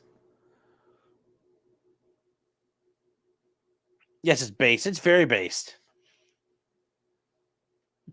Yes, the best communist season hunting trophy picture ever. Yes. Patty Pieces, did you wish Sarah Boone a happy birthday? No, if Sarah Boone's birthday was this week. Sarah, happy birthday. I don't know what. I hope you have. Make a wish. Blow out your candle. And by make a wish, don't say, I want to get acquitted, because that can't happen. So make a different wish. Yes, as Kia Patrick is pointing out, according to Che Guevara, the Negro is lazy, indolent, and spends his money on frivolities. Yes, fellow white guy Che Guevara. GM says, put that on a t-shirt. I think there are t-shirts with them. And I remember as a kid, when I was in college, those were big when the Che shirts were, people still wore Che shirts on campus. So there were Che Guevara shirts that said Muerto across it. Those were pretty funny. Those were pretty funny. Maddie B says, for $2, better dead than red, chat. Yes. Then Malcolm Combs, no fun allowed. I don't know why no fun is allowed. Why isn't fun allowed, Malcolm? Says Che won first place at the Haters Ball. Yes, he did. Tyo Toys, Phil, how you doing, man? Remember 2 months. Says, going to the NRA Museum, what should I look for? I don't know, because I don't know what the NRA, I don't know what the exhibits they have right now, but they did a couple of really big ones doing like guns and cinema. That was kind of a neat thing there. But the NRA Museum in general is just really good. You're not gonna, it's not bad what they have there. I think it's really good. They were closed for quite a while though with COVID, but they're better now. They got like almost 100 exhibits there. Certainly, I think at some point though, if you really want to go see guns, go to the Cody Museum, the Buffalo Bill Cody Museum of the West out in Wyoming. They have their collection is massive, but the NRA's is really cool. I don't know exactly what they're looking at right now as far as, I don't know if they have any special exhibits right now. But they have one. The cool one is called America's Rifle. And it's about the AR-15 and kind of like how things progress. That's one of them. I saw that a long time ago. I actually got to see that one. But they have some pretty cool. I mean, you're going to be hard pressed not to find a bad exhibit there. The only problem is it's the NRA. But other than that, Phil, I hope you enjoy your time there. It should be a lot of fun.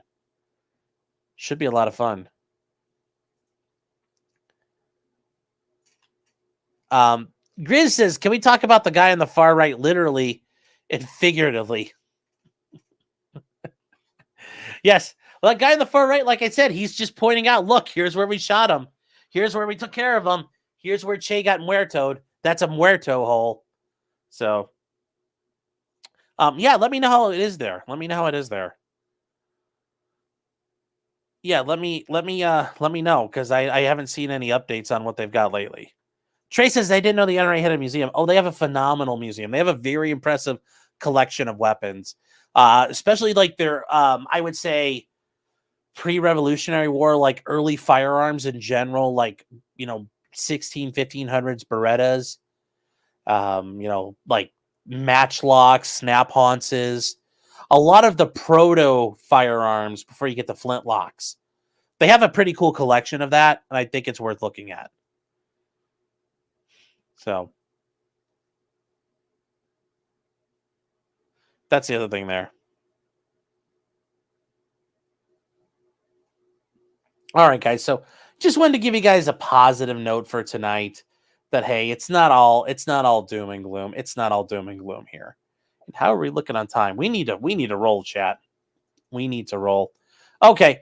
So if you guys have never seen these before, they're called the Stop Oil protesters, and the Extinction Rebellion people. You may have heard of them. They stop in roads. They link their hands together. They're protesting the use of fossil fuels. Well, one of the groups out there has been engaging in, and I forgot to cover this, and I wanted to get to it. They do things where they show up in museums and they will attack things that are under glass. So different paintings are under glass. They'll come with hammers to try to chisel them open. And their idea is we'll destroy these priceless paintings because who cares? These paintings mean nothing if we're wiped out as a species. And these are true lunatics with regard to anti-pollution. So they'll show up and do these things here like this. And keep in mind this date right here, September 27th. And I hate how Europeans, you guys got to quit doing this. Get on our level. Get on our level. Do your date and month right. Van Goghs, by the way. This is a Vincent Van Gogh exhibit.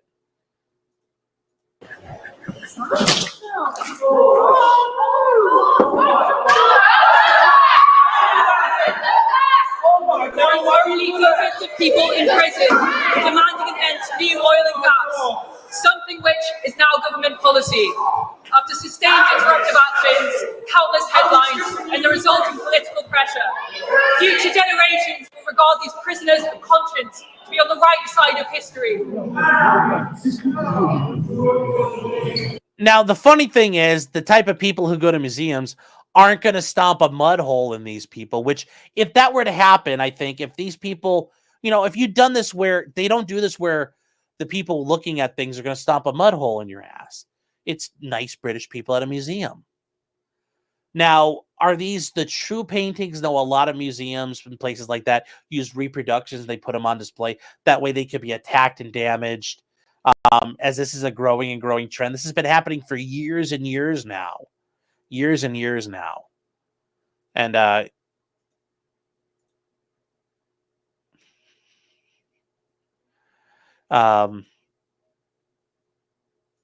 Porcelain Thunder said, I love how the security guards won't do shit.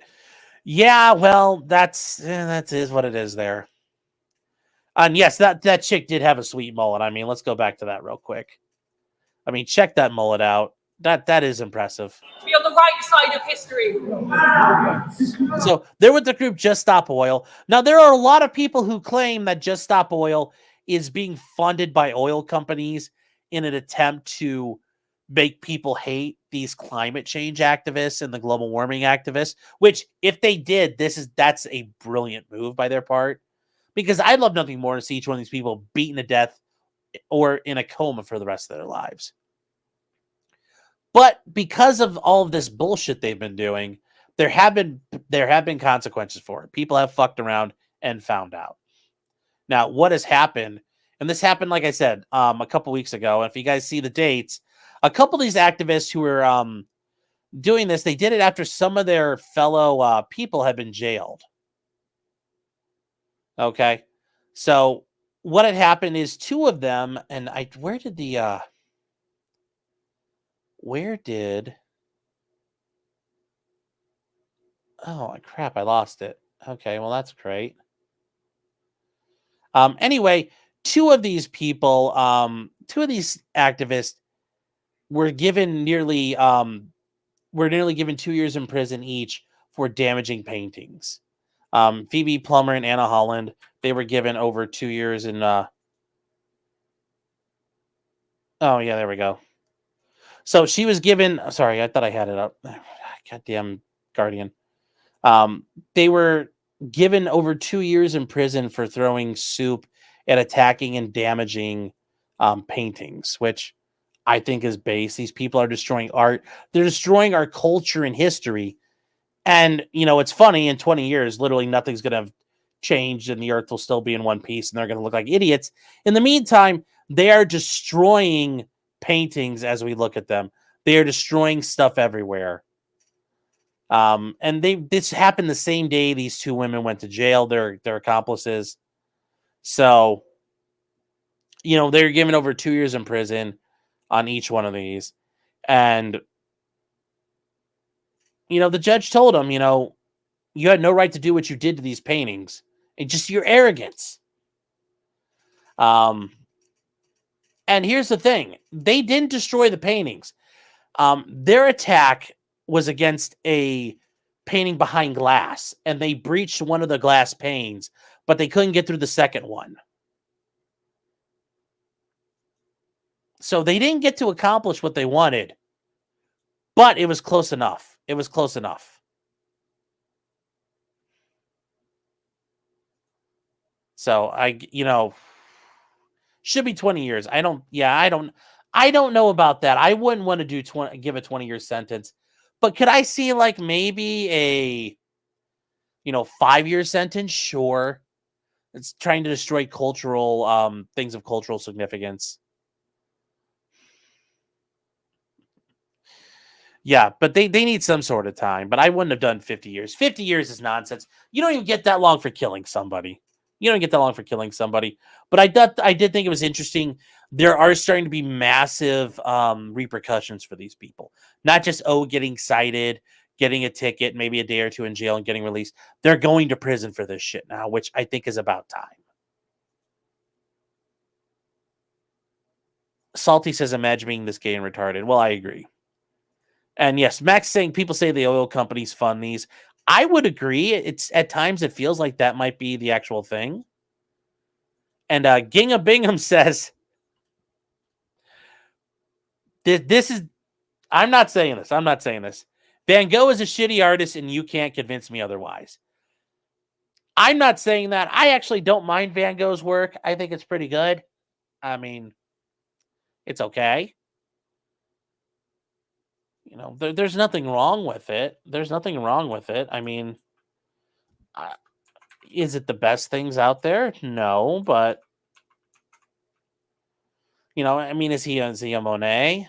No. I mean, is he a? I mean, like I think there are far better artists out there. Is he Rembrandt? No. But I mean, it's important to be cultured and understand the stuff out there. It's important to be cultured and understand stuff out there. And Bella says, yes, they're not paid to like nuclear and they're stupid. Yes. That's the other thing. They think nuclear is bad too. They just want like windmills. That's the only thing they want. It's the only thing they want.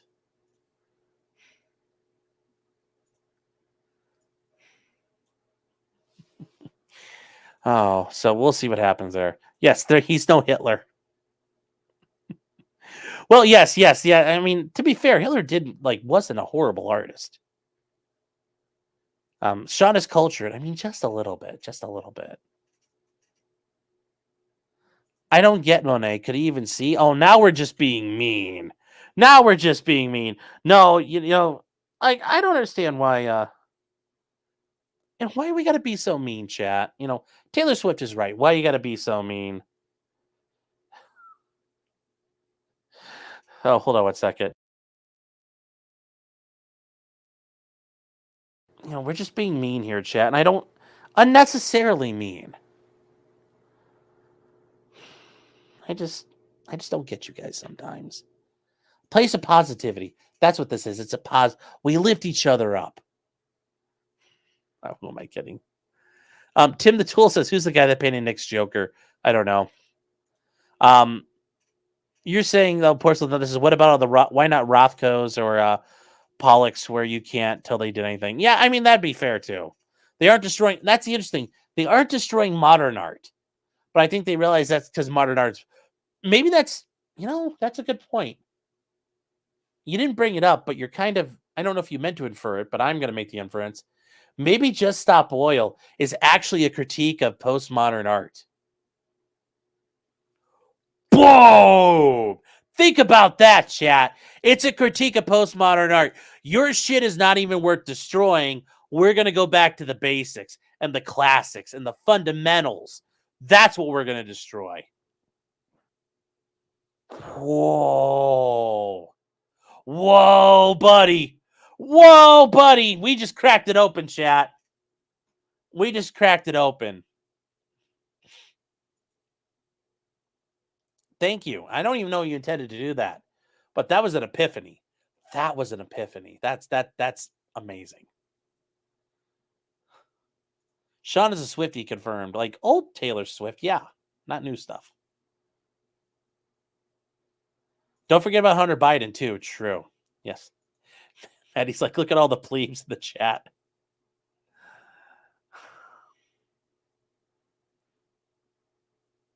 You wonder if they were farsighted. Okay. Well, I mean, yeah, back then you could have had vision issues and stuff. Yes, modern art's so bad, destroying it would improve it. Yes. Even Trekkie Girl's like, oh my God, I know. That's like, we fucking figured it out. We figured it out. Yes, it is truly next level. Maybe I support them now. Maybe I support them in a way by showing how shitty modern art is. Maybe I have to support. I mean, it's tough. It's tough, man. It's tough when you see the Matrix, as Big Peacenik says. My man sees the Matrix there. I know, chat. We've just looked into it. We can see the code now. We're Neo. We're just looking at Agent Smith and be like, what are you afraid of? It's hard to pick sides now.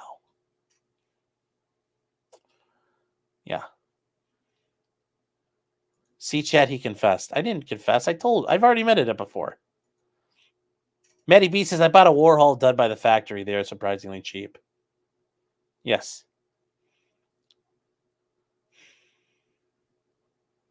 Bob Ross is number one. Oh. Yes.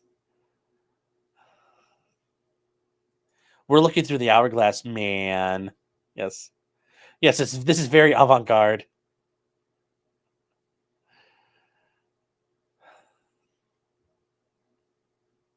Maximilian says, please show the chat the Eki Homo botched restoration. What?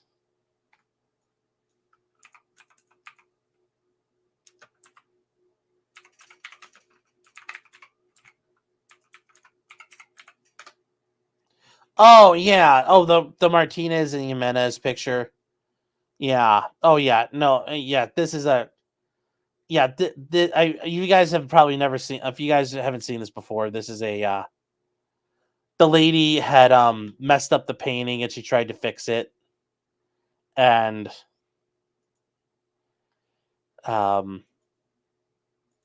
she destroyed a famous painting here, and this is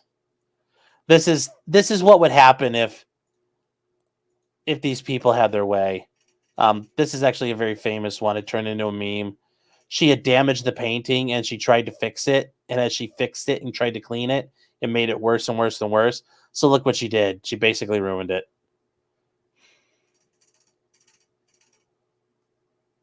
Yes, the botched Jesus. Yes.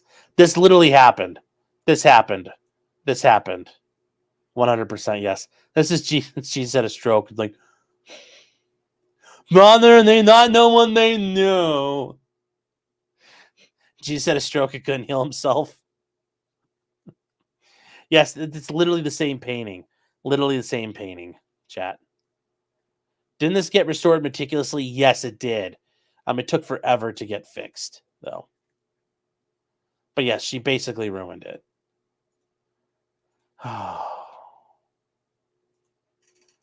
Yes, avant-garde woman moment, yes. Yeah, she was a nun. That mistake was adorable. Yeah, but it wasn't that good. It represents Nick's thoughts on Christ. Jesus Christ. That's rough. All right. But I think it's interesting to show what's been happening, what's been going on there. I do think it's important to know that and to know what things are being done. Moving on from there, guys, we're going to blow through a bunch of this to try to catch up on where we are. Let's see here. Get rid of this. Get rid of this. Get rid of that. And that. All right. So this one was funny because this happened. It was close to home to me for part of my life. Up in Toledo, Ohio, a guy was running a Black Lives Matter group for Greater Atlanta and got indicted. And has been sent to prison for money laundering and tax and wire fraud. Which, imagine that. BLM is full of scammers and grifters that own multi-million-dollar homes. Well, and it's very funny because this guy, it's just absolute cringe. Goes by the name Sir Major Page. And I was aware of him when I was in Toledo. Very, very faintly. I was in Toledo up until about 2018. Around 2018, I knew of this guy. I'd heard of him before. But yes, he was convicted of wire fraud. He was sent to prison, serving 42 months in prison. And this is him. And you're like, wait, he's not black. And you're like, but he is. So he would take money through his Facebook page. And his Facebook page was the Black Lives Matter of Greater Atlanta. And he lived in Toledo and just funneled all kinds of money to himself. All kinds of money.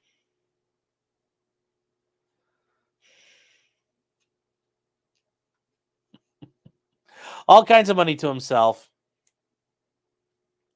But with that said, though, he was running it.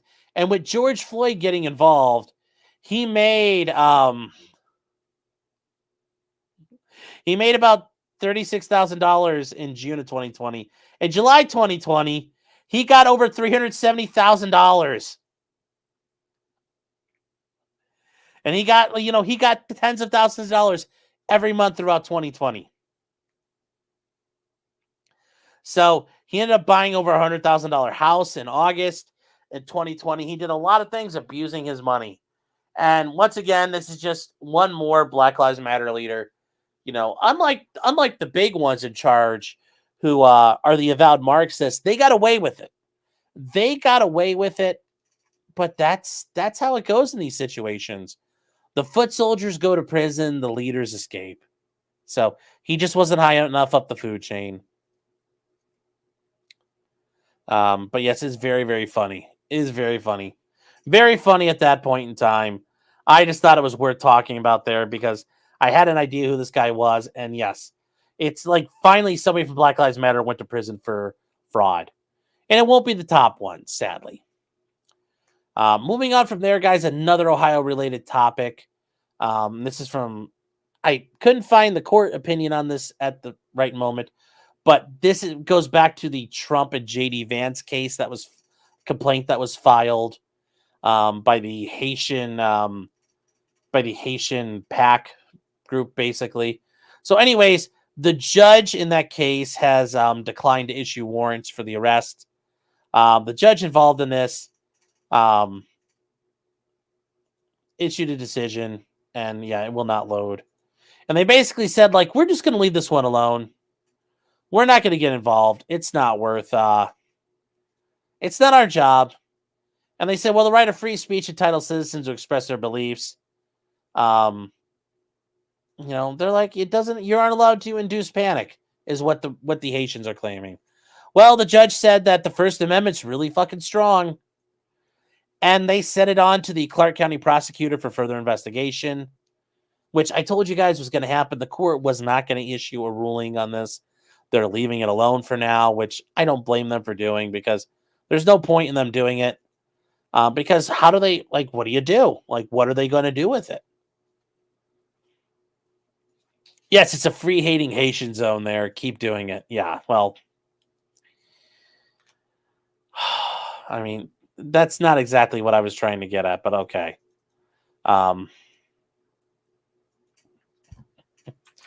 But it's going to go there. And guys, the Clark County prosecutor is a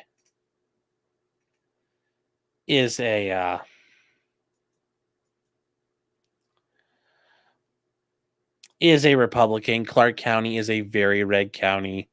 It's in the reddest part of the state. That's where Jim Jordan is from in that area. I don't see anything happening. I think the prosecutor, regardless of his political affiliation, would say this is bullshit. So we'll see what happens from there. So something to keep in mind. I know some people were really worried about what could happen with this. Just wanted to show you guys, look, nothing's going to happen. It's all good. Don't get too worried. Moving on from there, guys. Hannah Reid Hannah Reed had her Judge Summer released her opinion on the case involving Hannah Reed, the motion for a new trial, and the motion for her to get released. And the judge denied it, so denying the motion for a new trial or dismissal for discovery violations. So she denied everything in that regard. Now, that's the issue here. So Hannah Reed's not getting out. She's going to have to do her time, which I think is absolutely bullshit. Carrie Morrissey and her team illegally withheld evidence. And yeah. So it's all garbage, but because here's the thing, the court says, the court finds that the defendant established the state suppressed the expert supplemental report. So she's agreeing. She's agreeing.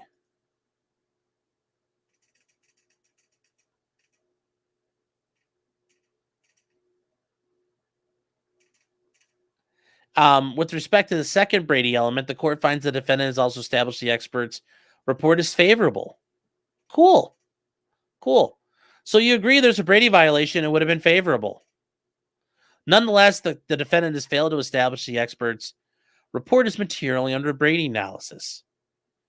And that would she have had a sufficient evidentiary basis from which to argue that unexplained alterations caused it to fire without anyone pulling the trigger, which would have been an unforeseeable intervening cause that rendered her conduct not responsible for Helena Hutchins' death. Well, she's saying, no, that doesn't matter, which I disagree. I think that they should be allowed to introduce that and say the expert was right to an extent, but also incorrect about his conclusions. That his findings are right, but his conclusions are wrong. But ultimately, this is her way of, basically arguing harmless error. Because they point out, even for the Seth Kinney interview, the state suppressed the recording. I mean, they suppress a lot of things. They illegally suppress a lot of evidence. But once again, it's about whether or not it's material. Which it's absolutely, even getting the Teskey supply and ammunition.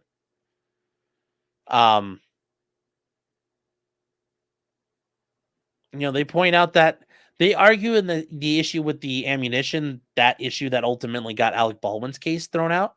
The state did not suppress it. And they say rather Troy Teskey and the ammunition in his possession were available to the defendant, and yet the defendant opted not to call Troy Teskey as a witness or seek to introduce it during her trial. Now, this is the one spot here where I've said before, I think Jason Bowles gauged in ineffective assistance of counsel.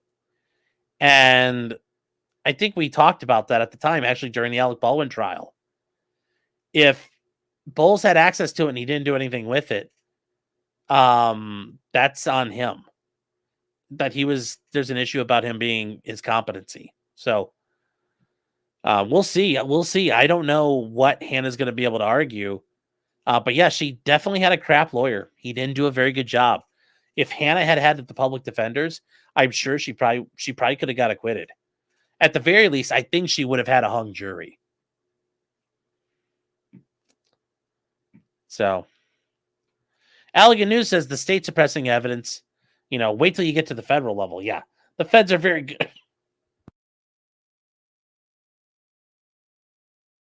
Yes, the feds are very good at suppressing evidence. They routinely do it. So, the court's saying none of this matters anyway. It was all, Jason Bowles had the chance. So that is, it's funny though. And all these arguments worked for Alec, but they didn't work for Hannah. Well, it's literally, you just change one fact. So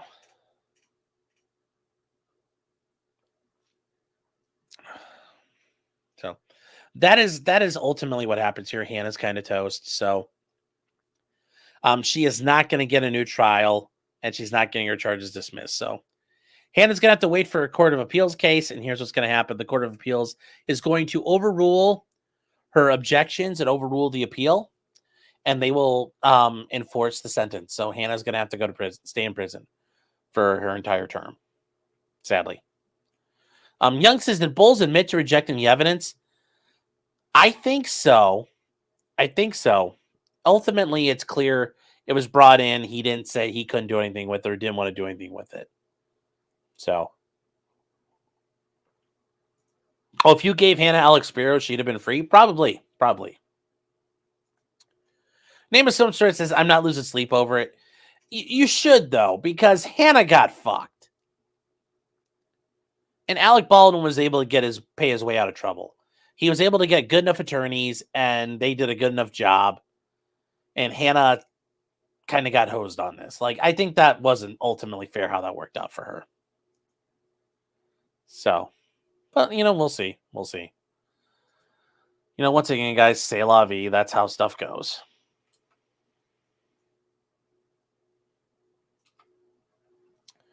Now, moving on from there, guys, this is a case that goes out to Colorado. The Colorado bakers, there's a slight victory, not a complete victory, but Colorado Supreme Court dismissed a lawsuit against the baker who wouldn't make the transgender cake. So Bake That Cake is no longer a meme anymore, chat, because it's been taken off the market. Now, this is Jack Phillips, who's been dealing with the Colorado Supreme Court forever with this issue and made it to the United States Supreme Court. All because some troon came into his bakery and trolled him for the sole purpose of causing a lawsuit, which is such bullshit, and I hate the premise. Because it's the only bakery in Colorado they could find. Yes, sued by Autumn Scardina. Because he wanted to celebrate his gender transition. Why do they always have names like that or Lilith or something weird?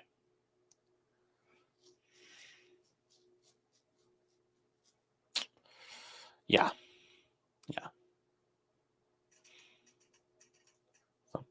Tim says, Troon, you're canceled. Oh, well. Cancel these nuts. Well, that, to be fair, you can't say that because that's what Troons do. They cancel their nuts. All right. So the justice said in a 6-3 majority opinion. I did look at it. The opinion's kind of long, like for longer than what we need or have time for. But that, the plaintiff had not exhausted her options to seek redress through another court before filing a lawsuit. They're trying to say we express no view on the merits of these claims. So, yeah, for now it's kind of off the table, but that doesn't mean it's going away. Jack Phillips has been dragged to the courts for over a decade. It's time to leave him alone. Yeah, this has been going on forever, guys. It's been going on forever. Hopefully this is it, but I highly doubt it.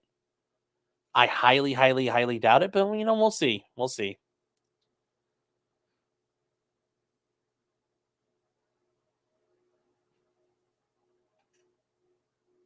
Young Forever says, what was he requesting in the cake decor? Well, he was also requesting him to do some writing and art. So that's protected speech. You have the right to protect speech. You have the right not to be forced to do someone else's speech if it goes against your beliefs. I mean, there's a reason why he didn't walk into like any other, like an Orthodox Jewish bakery or a Muslim bakery and try to get this. No, this guy's trolling. He's trying to cause problems. So,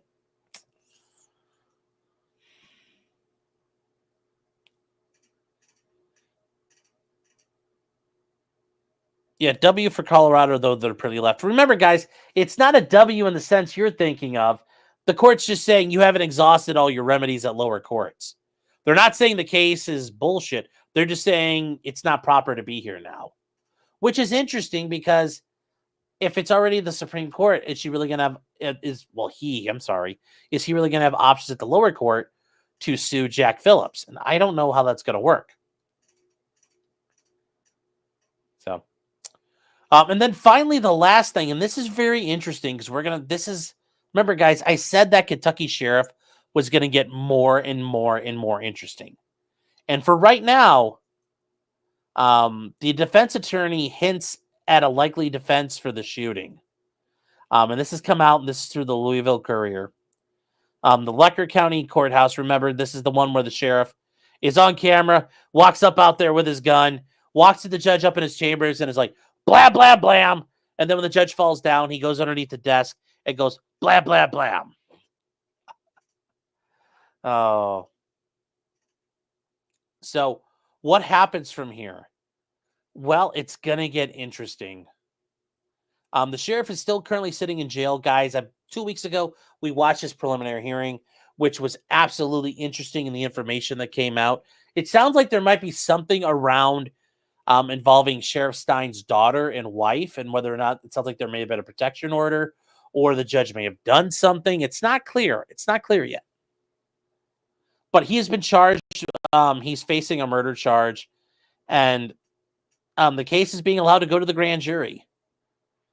But his attorney is arguing that he should face first-degree manslaughter charges. The thing is, though, with manslaughter charges in Kentucky, you're facing like nearly 50 years in prison if you use a gun and do all of that. He's looking at like 30 to 50 years in prison regardless. So he's kind of fucked. But it will be interesting, though, because his attorney is arguing there's probably going to be an extreme emotional disturbance defense. So, and this is it's a different felony. It's manslaughter under the influence of extreme emotional disturbance. Think of it like heat of the passion, heat of the moment, that you're just overwhelmed by what's going on. You find your wife in bed with another man, so you kill them both. But yes, it's punishable by up to 20 years of prison.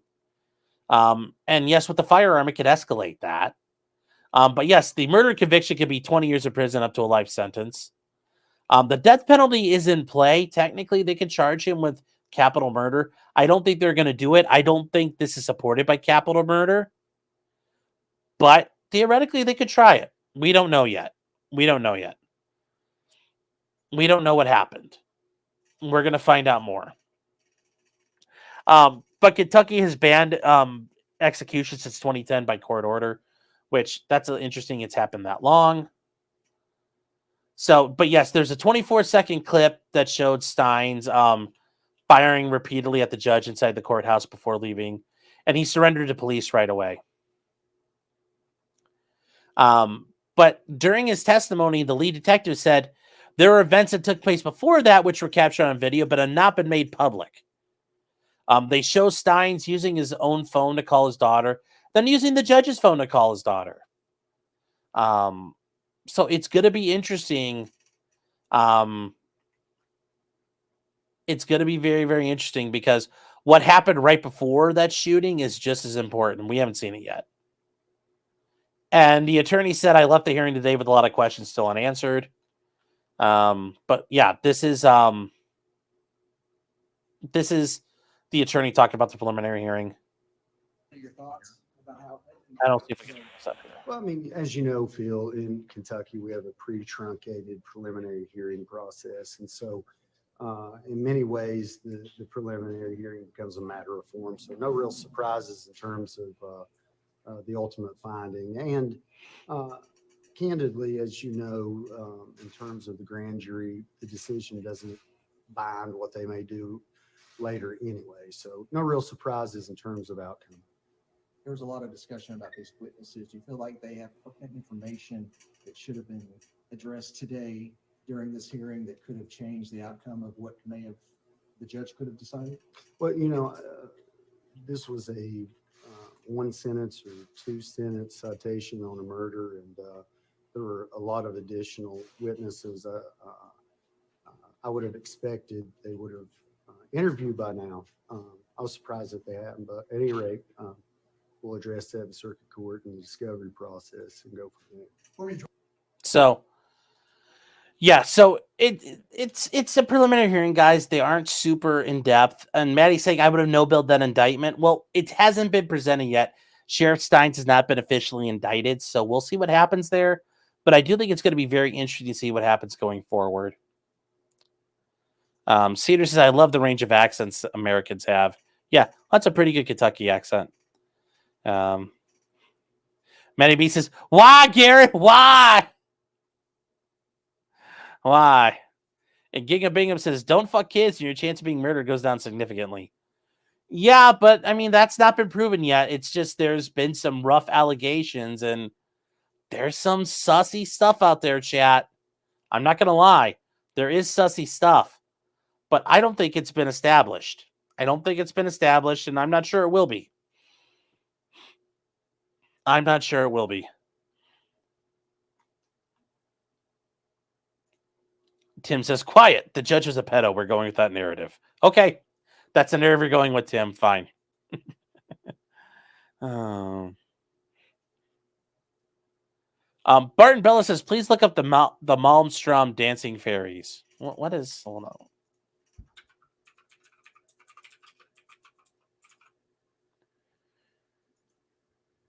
on. Oh, yeah, I've seen this painting before. I didn't know that was actually the name of it. So Bella wanted us to look at this real quick. This is the painting called The Dancing Fairies. Looks pretty gnarly. Looks pretty gnarly. That's pretty cool. That's pretty impressive for painting back in the day. From 1866. Yeah, not bad at all. That's cool. God, that's a little, like, look at that face right there. God, some of these faces are creepy. It's like Raiders of the Lost Ark. It's like, oh, and then it turns into like the part.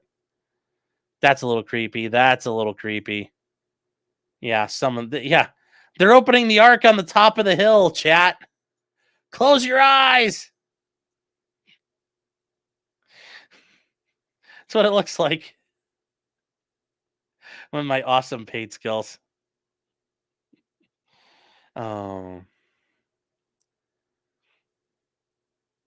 A scam likely saying, rest in peace, Gorilla Grip. Yes, R.I.P. Yes.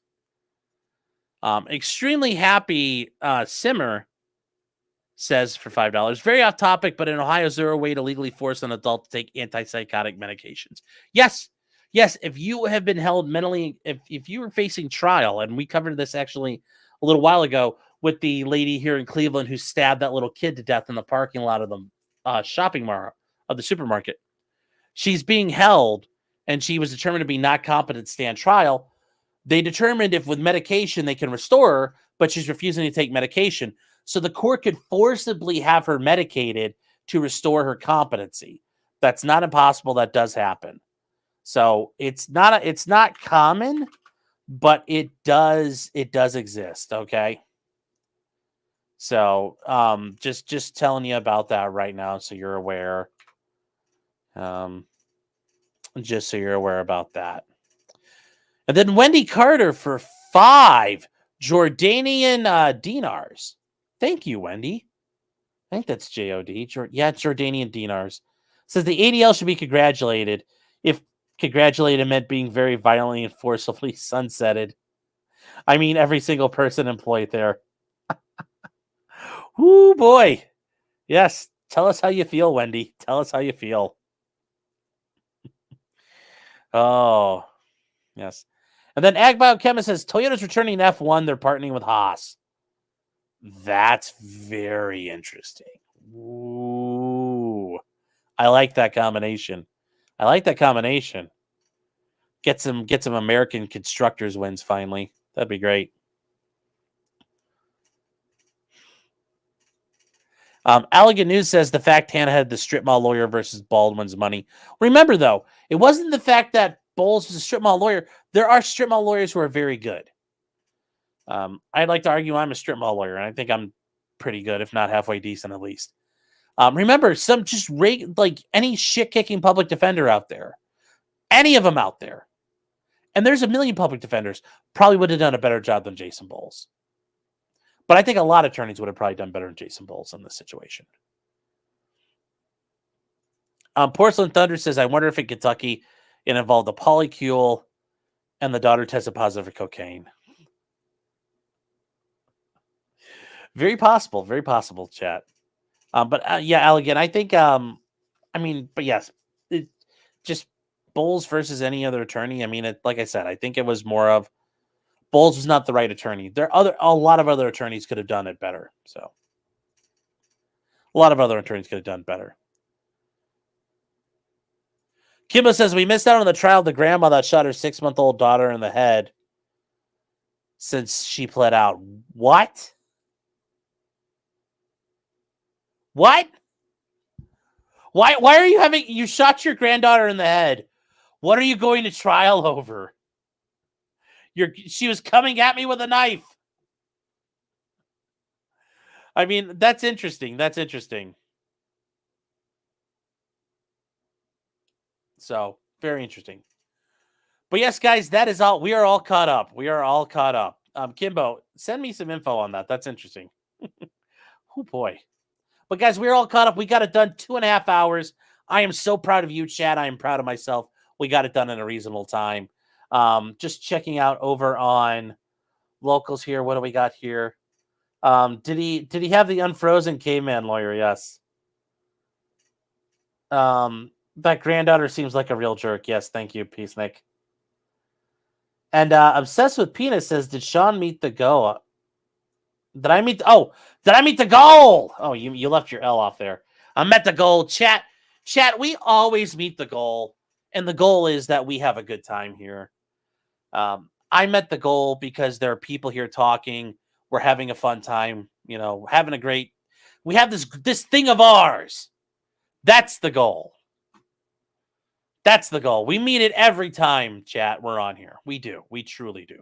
And I want to thank everybody for being here. Guys, like over 600 people the whole fucking night. Like, I don't think you guys understand that. That is so flattering to me that you guys stick around and listen to me. Especially me babbling like an idiot half the time. So thank you. Thank you very much. Thank you to everybody on Twitch. And then thank you, Real Patriots Party, and all you guys over there. The one person on Twitch right now. And yeah, I want to say appreciate that. And there is a very good meme I think we should talk about, though, and I want to bring it up to you guys. We're gonna bring that on over just to close out the night, so we can little bit of a joke tonight for all of us to look at. It's a very good Venn diagram with FEMA funds, strategic oil reserves, and Willie Brown's balls. They've all been drained. So, if you guys aren't following, that's a Kamala Harris joke. Guys, get ready. The election is coming up. If you can vote early, you can vote early. Do so. Encourage people who are going to vote and vote the way you want. Encourage them to vote. Don't necessarily engage in illegal activity, but don't be afraid to tell people you don't like to vote, not to vote. Nothing wrong with that. Nothing wrong with that. And Wendy Carter says, also FYI, I am not Jordanian. Well, or you're just in Jordan. GPS has been screwed over here for more than a year. So I keep interchangeably moving between Lebanon and Jordan. Well, Wendy, if you're in Lebanon, please be safe.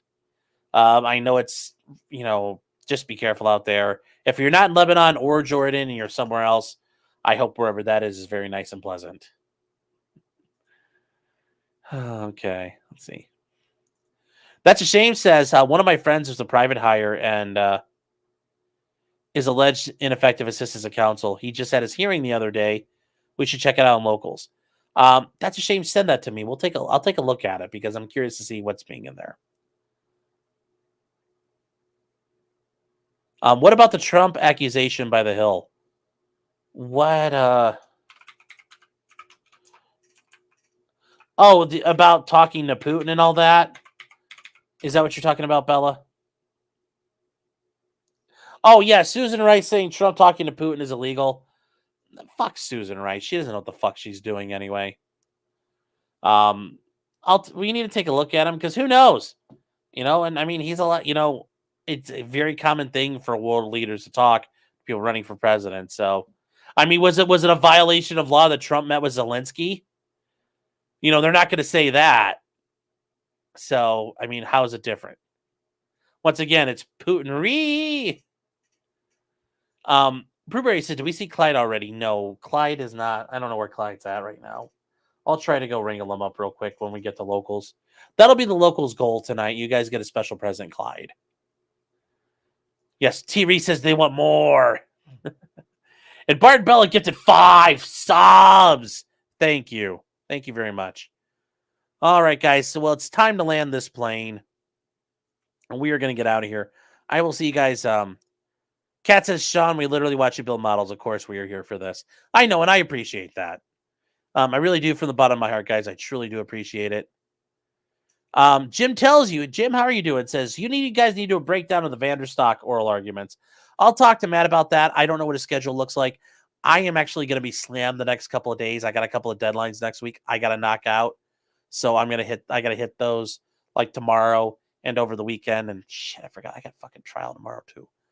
Got a fucking misdemeanor bench trial first thing in the morning. So fingers crossed, Chad. Fingers crossed. Yes, vote early and vote often. Yes, just fucking vote. Please vote. Oh, let's see here.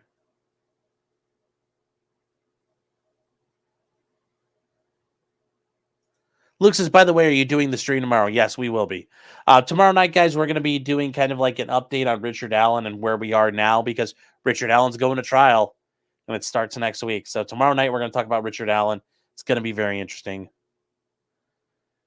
Kia Pat says, John Kerry's talking to people when he's out of government. Yep, he was. And Tech South Guy says, yes. Remember, it's 1 hour for $2 cans left at Stoney's at 1580 East Broadway Street in Rockville, Minnesota. Stoney's is your place to go, guys. It's a little chilly tonight to ride the bike, but you can still enjoy yourself out on the new patio. It's a great place to go. And before we finish, we need to talk about our two sponsors. I'm sorry to neglect them tonight. I did, and I feel horrible about it. Our two sponsors tonight for the show. First of all, thedragonstreasure.com, a haven for tea and anime lovers. Use the promo code CRIMINAL. You get 10% off your choice of coffee, tea, or the other assorted sundries T-Man has out there for you to buy. And also, as he was here last night, yes, Matt LaRosiere, Fudbusters, the proprietor at MAF Arms, MAF-arms.com, your main source for wind chimes, the best wind chimes made with the Florida seal of approval. If you use the promo code POTCRIM, you get 10% off. Well, as I said, Matt will kiss every invoice you sent that comes his way. So take a look, guys. Very good friend of the show. Doing a lot of work out there. Him and Ivan are doing the best they can, being good boys with the 3D printing that's out there.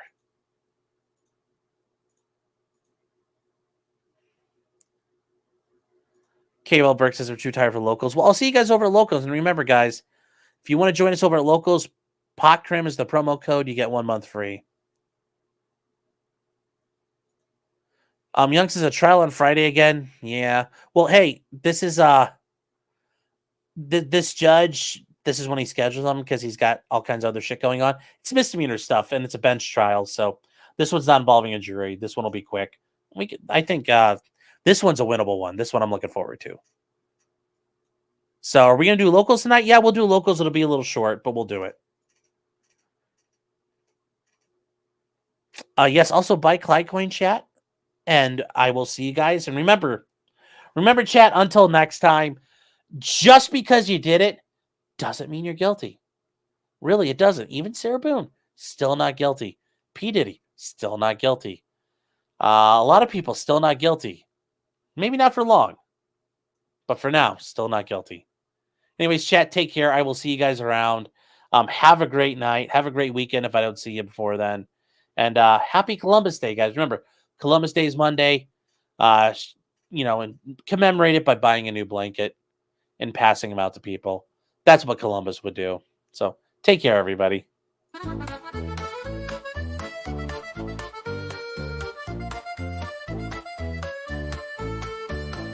Weapons, blacksmithing, and models of planes, esoteric works, and even some trains. Much merriment had while drinking White Claws, tips on hunting, and even talking the law. Whatever you do, just don't talk to cops. Even when they nab you on illegal stops. Just 'cause you did it doesn't mean you're guilty. But please talk to a local attorney. Was that the fat guy that Kaden yelled at?